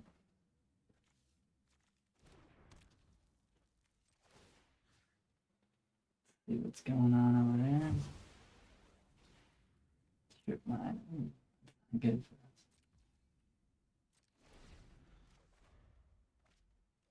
us. That is good for us. I think we're ahead here. Flow state's pretty bad for us, though. Don't love that. They're gonna strip us. More than likely.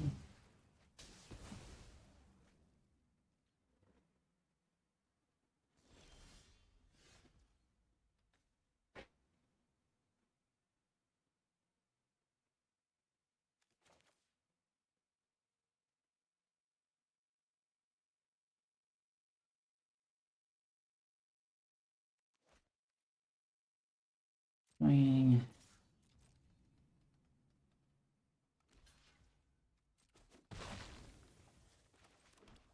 Polaris in hand. I don't want to play into anything here. They just flow stated, so I feel like they probably had something.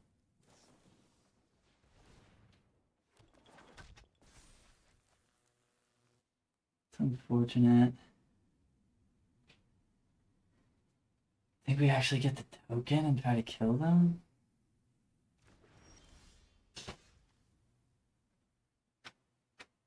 Do we? No. Yeah, we can play around Days. We can't play around Force of Will, but that's a 2-for-1 anyway, if they do have it. So I think we go for the token here and go for the win.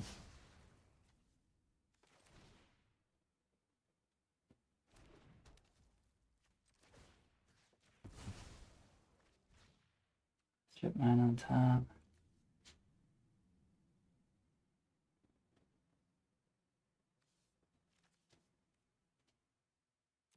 Guess we can play Lyris and still go for the win, but then we lose to Days. So do that.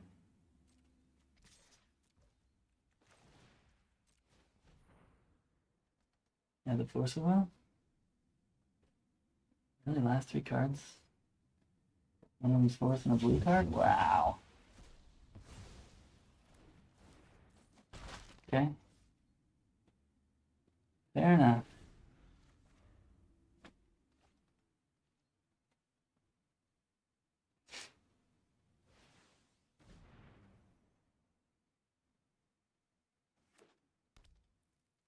You gonna strip me?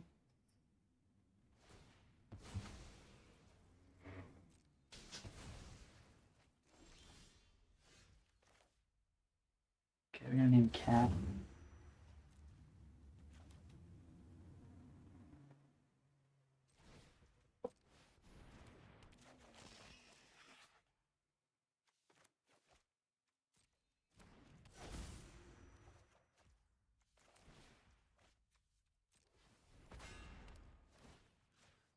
Got him.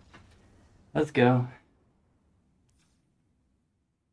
Opponent played that game really well. Keeping that Days on top earlier was nice. Fun game. Fun game of Magic right there. A lot of interesting decisions. Big game. Alright, so let's see. Can we win on the draw? It's gonna be a little harder. The portable holes were fucking sick all day. They do have a braid. What's up, Core 83? Welcome to the stream team. Hope you're doing well today.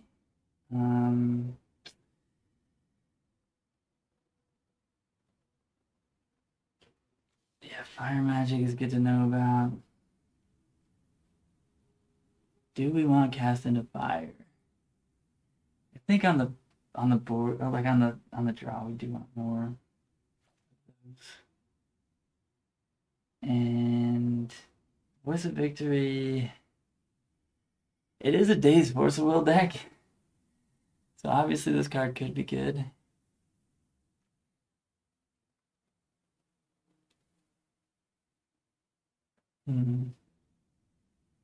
I just don't know what to cut.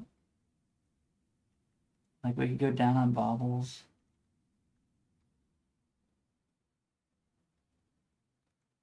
Maybe go to like 2 baubles. Maybe play like 1 voice. I don't like that too much though.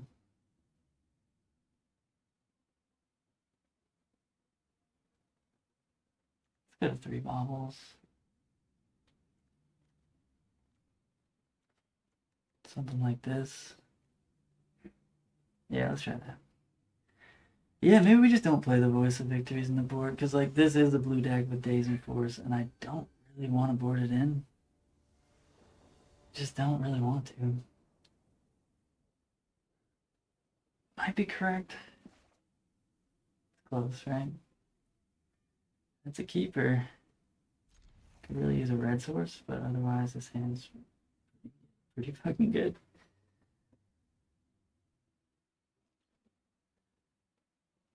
I think we go turn on Kembas.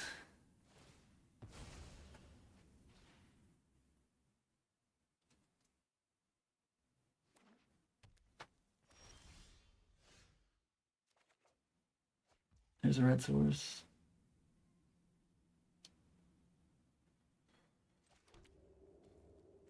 Let's go Kembas.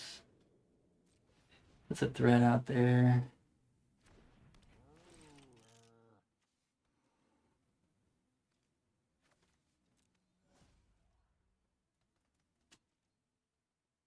Looking forward to another good game here in Game 3. Game 1 was great. They won off a top deck. Game 2, we eventually got there with Lurrus. Ran them out of resources. Game 3, here we go.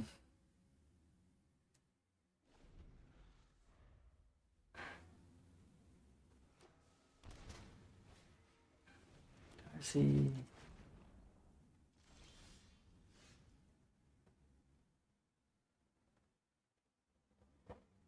Don't want to play into Daze here.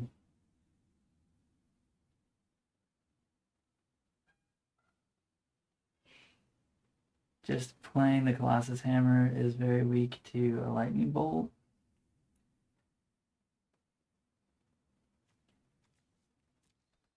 But then once it's on, they're just dead to this card. So I kind of want to just play the Colossus Hammer and make them have it here. Yeah. Show me. Show me the bolt. Or the Force of Will.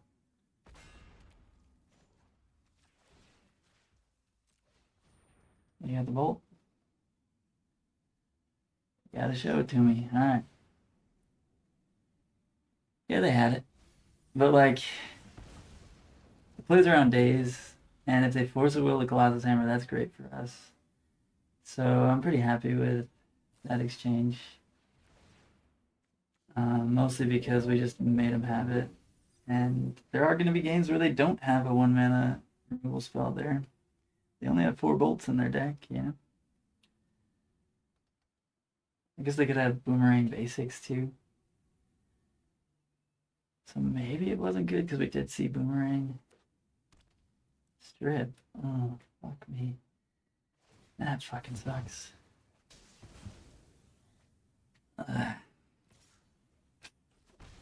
That really fucking sucks. I think we just...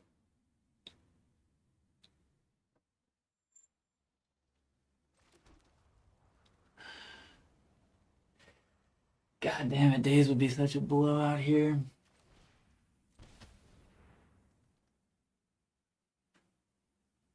The Daze. If this is a Force of Will, I'm fine with it. But Daze would be fucking terrible. God fucking damn it, Strip Mine Daze so good, dude. Fuck. Strip Mine Daze too good. Fuck me.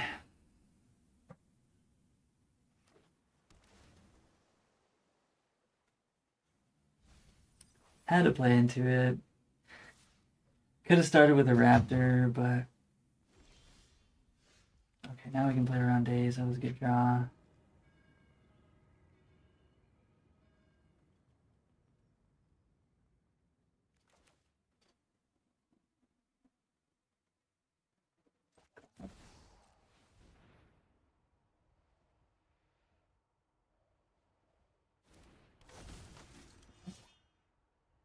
Have another bolt? Boomerang Basics?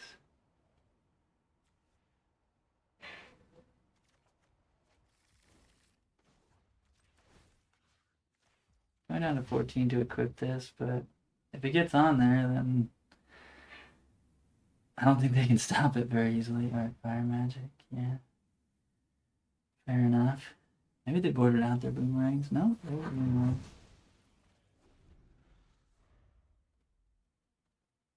Okay, yeah, so it was a bad play playing into the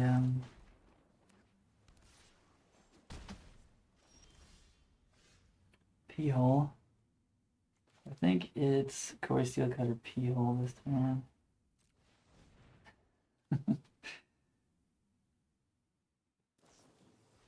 Oh.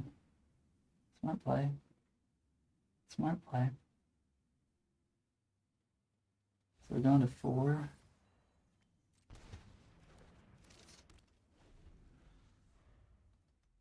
Yeah, smart Daze. Last card Daze, huh?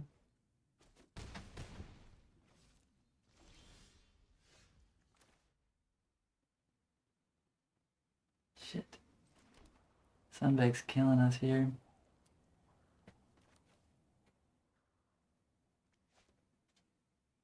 Do we have to get there with a raptor? We boarded out the ornithopters, right?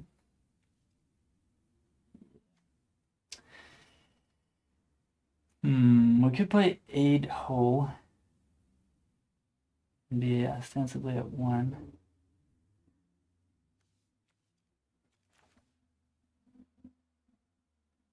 Guess that's the move. They probably are low on.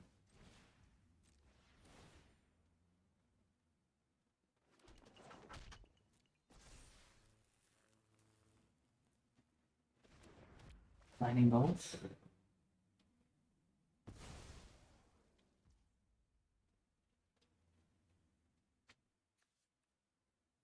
We could go for it here, but I just don't think it's worth it. Just put him to 15. And then hope to kill them next turn. We're going to 1, so these Sunbakes aren't going to do anything. We could have tried to spike another hole, or like a Mox Opal to equip the hammer. No, it doesn't do it. 1. My turn. This is a good draw, I think.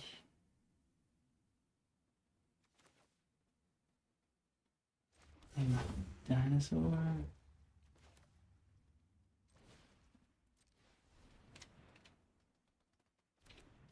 See what we hit. Sigardazade.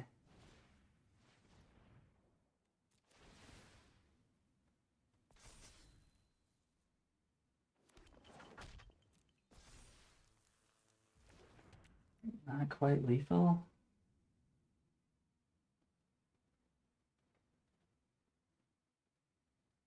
Yeah, we're 1 off, really? Really, fucking 1 point of damage?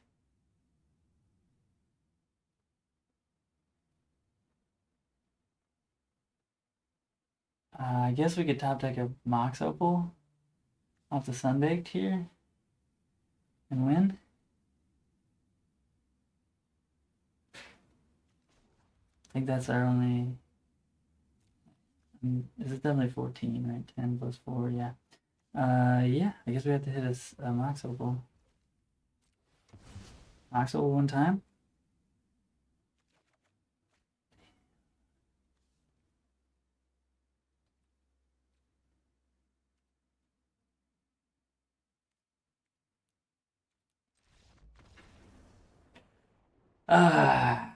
What a match, though. What a match. That was fun. Well played, opponent. Have to feel like we did something wrong in the middle of game 3 there. Really good days when it looked like dazing that Corey Steele was probably wrong. Really unfortunate for us that we drew 2 Sunbaked Canyons. If we just had like 1 Sunbaked Canyon that game, we win. But yeah, really, really fun match. That was cool. Now let's play another one.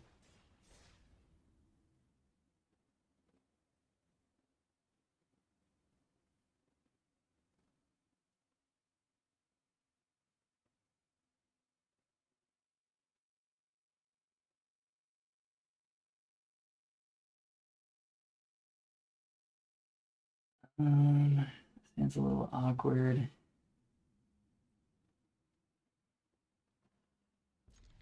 I think we keep it on the draw. It's just kind of slow. Like turn 3, we can play a Corey Steele. And we're up against energy, it looks like.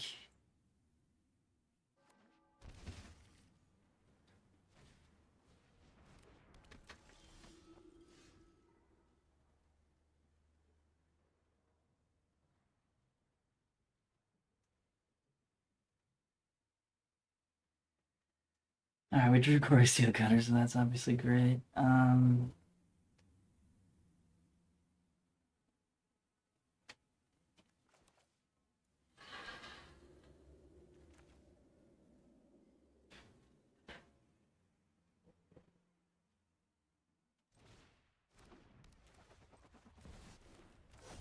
little awkward, but I think it's worth casting it on turn 1.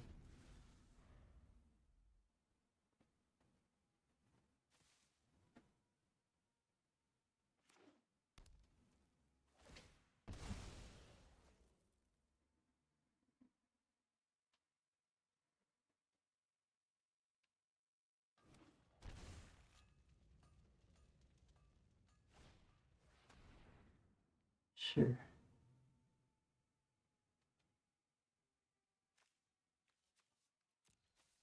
We could play black in our deck, potentially, with some fetches. Play Bowmasters and Thoughtseize in the board. Which could be good.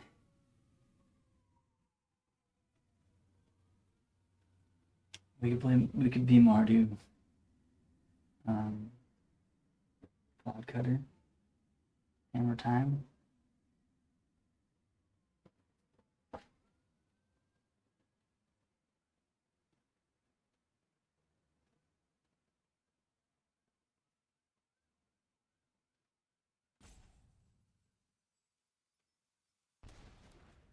He took the Colossus Hammer. Okay. Interesting choice.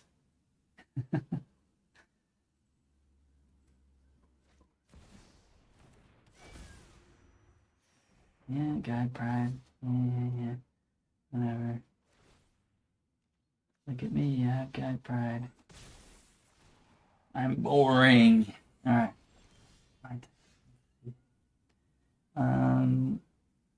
Don't really want to play the Cavern of Souls, so let's just play it this way.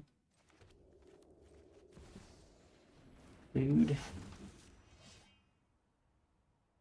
And we are going to grab Colossus Hammer just to cast 2 spells this turn.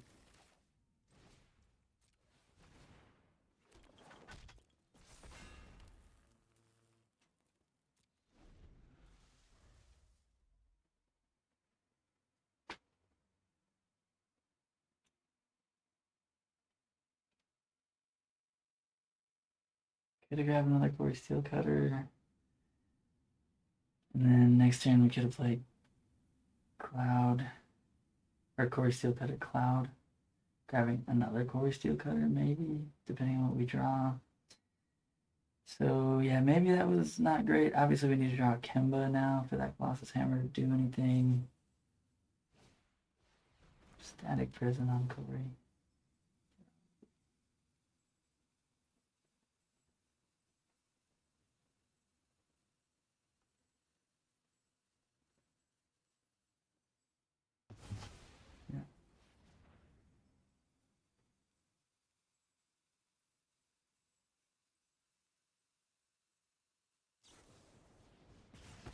You know we have another Cloud in hand. That was an interesting choice, I think.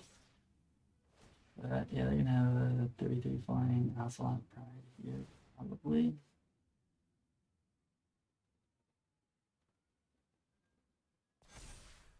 Which is not ideal for us.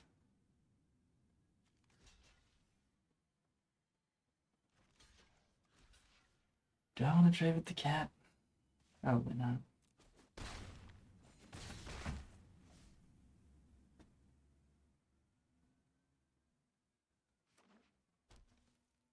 Trade.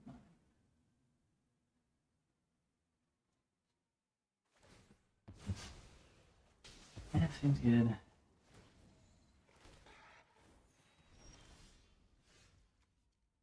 Not the card we were looking for here. Yikes.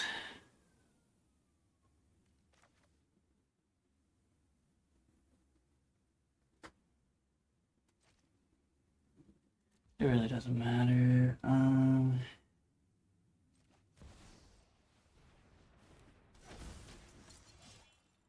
think we're too far behind at this point. We need to draw like a Sigarda's Aid next turn. Yeah, this is not good. Too far behind. They had the answer to our Quarry Steel, and yeah, I think we probably were supposed to grab Quarry Steel before. Guide Pride on the play. Pretty good. It's pretty good.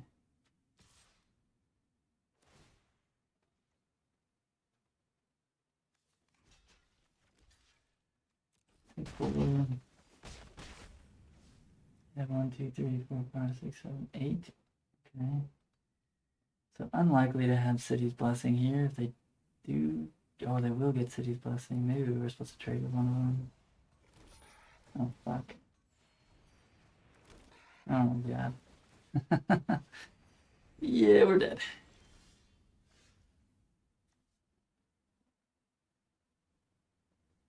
Yeah.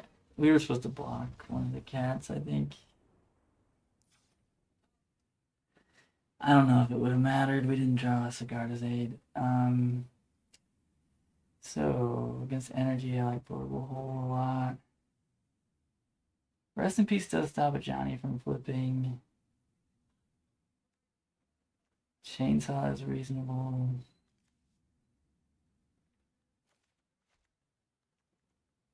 Ornithopter, I mean, it's good, but I think we can work without Ornithopter in this matchup. Oh, Esper Sentinel's really bad. Out and leave. Do we board in a Rest in Peace? That's kind of weird, right? Maybe we just leave 3 Ornithopter and we play Chainsaw. Portable Hole. I don't mind this matchup, but obviously Guide Pride on the play with some backup. And we didn't draw like a very explosive start. We kept like a kind of slower hand.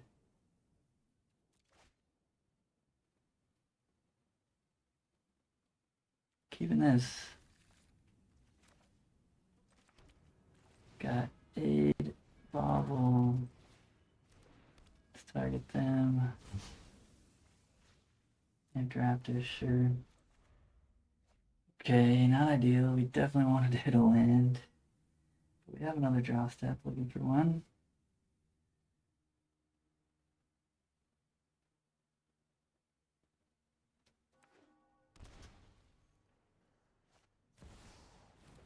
One of the cards I'm considering over Esper Sentinel when we did draw the land is big. I think we want to.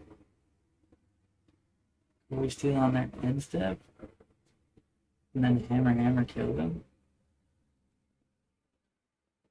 Yeah. That's kind of sick, right? Watch this. Watch this, folks. This should work.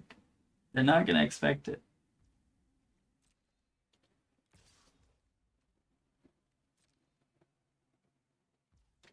They are not going to expect this. 100%.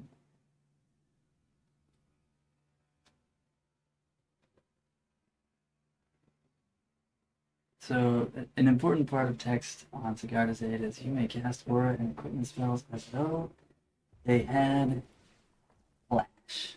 So that's going to be important here. And that we can cast Core Steel Cutter on the end step.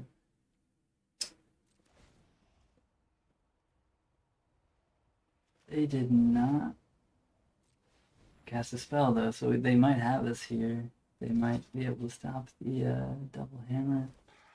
So we may just chill on it. Just play like an Amped Raptor right now until they tap out.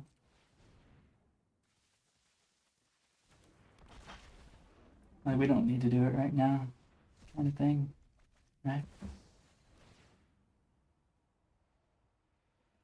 Can I actually grab another Core Steel Cutter so they don't know about the hammers? Oh, or Chainsaw, actually. Let's grab Chainsaw.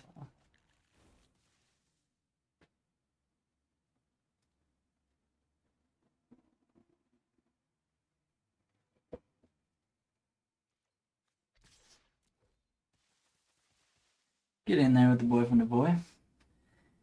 And pass turn.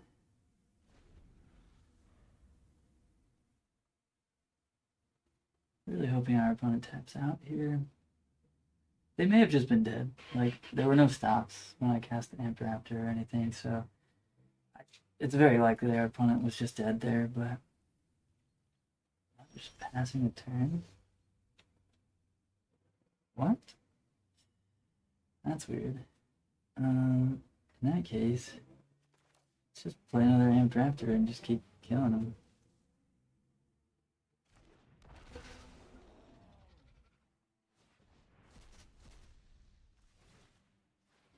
Holy cat. How did they pass the turn? Very confused by this.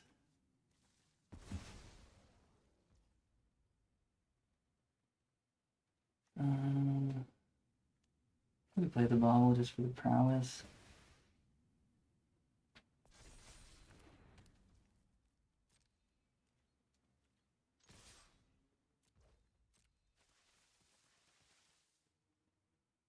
Seems like they have a sweeper or something. The way they're playing, like fire magic. Are they gonna fire magic my bulletproof? I don't care.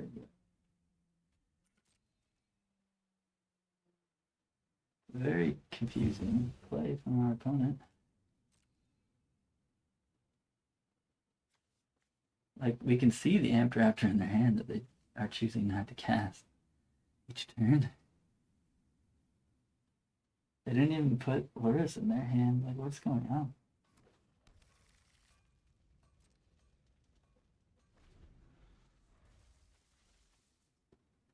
Fire magic? Get?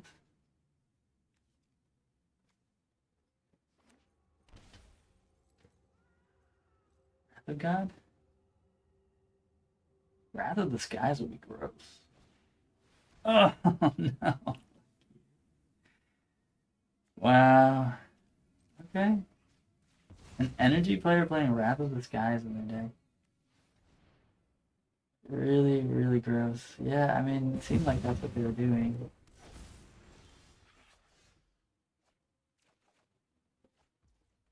But that was gross. Disgusting. Hated it.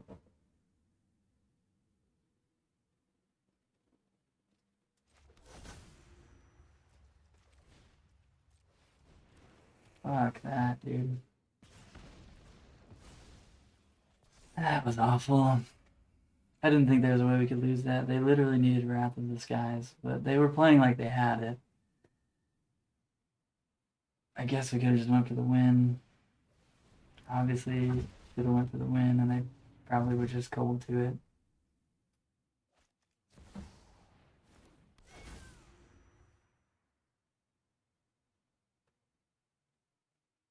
Ugh. What a blowout. Who plays Wrath of the Skies on their energy deck? It's fucking crazy.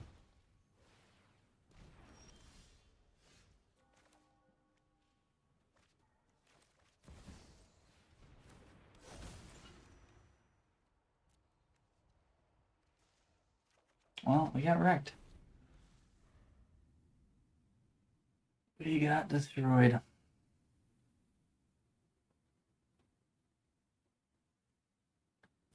Wrath of the Skies has energy. I'm pretty salty about it. That is, that can't be a correct sideboard card. But it was good there. It was really, really good there.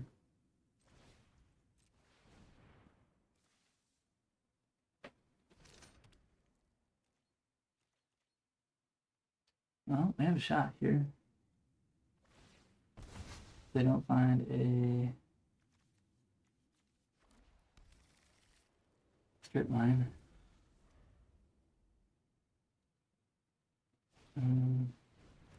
I guess, and if they tap out, don't have bolt up. Ooh. And I guess we're just in a really bad way here. Might just be dead.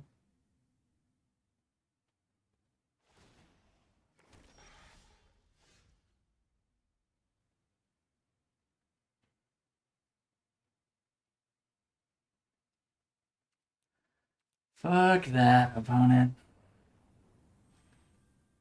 Oh my god. Alright. Well, I'm a little salty about a Wrath of the Skies out of an energy deck. So I'm gonna pack it up for now. That I think is an extreme outlier. I don't think anyone in their right mind is playing. Maybe that's going a little too far, but I've never seen an energy player with Wrath of the Sky. Like, you are the go wide aggro deck. Why would you be playing Wrath of the Skies in your deck?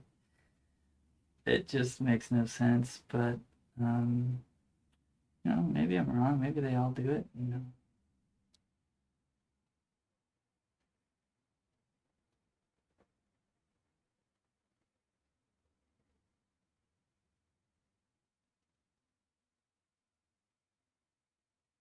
No, that's just crazy talk. No one's playing sweepers in their go wide aggro deck. Okay. So we got hosed by an opponent that cannot be correct. They got us. They literally needed that card specifically, otherwise they're just dead. And they had literally that card,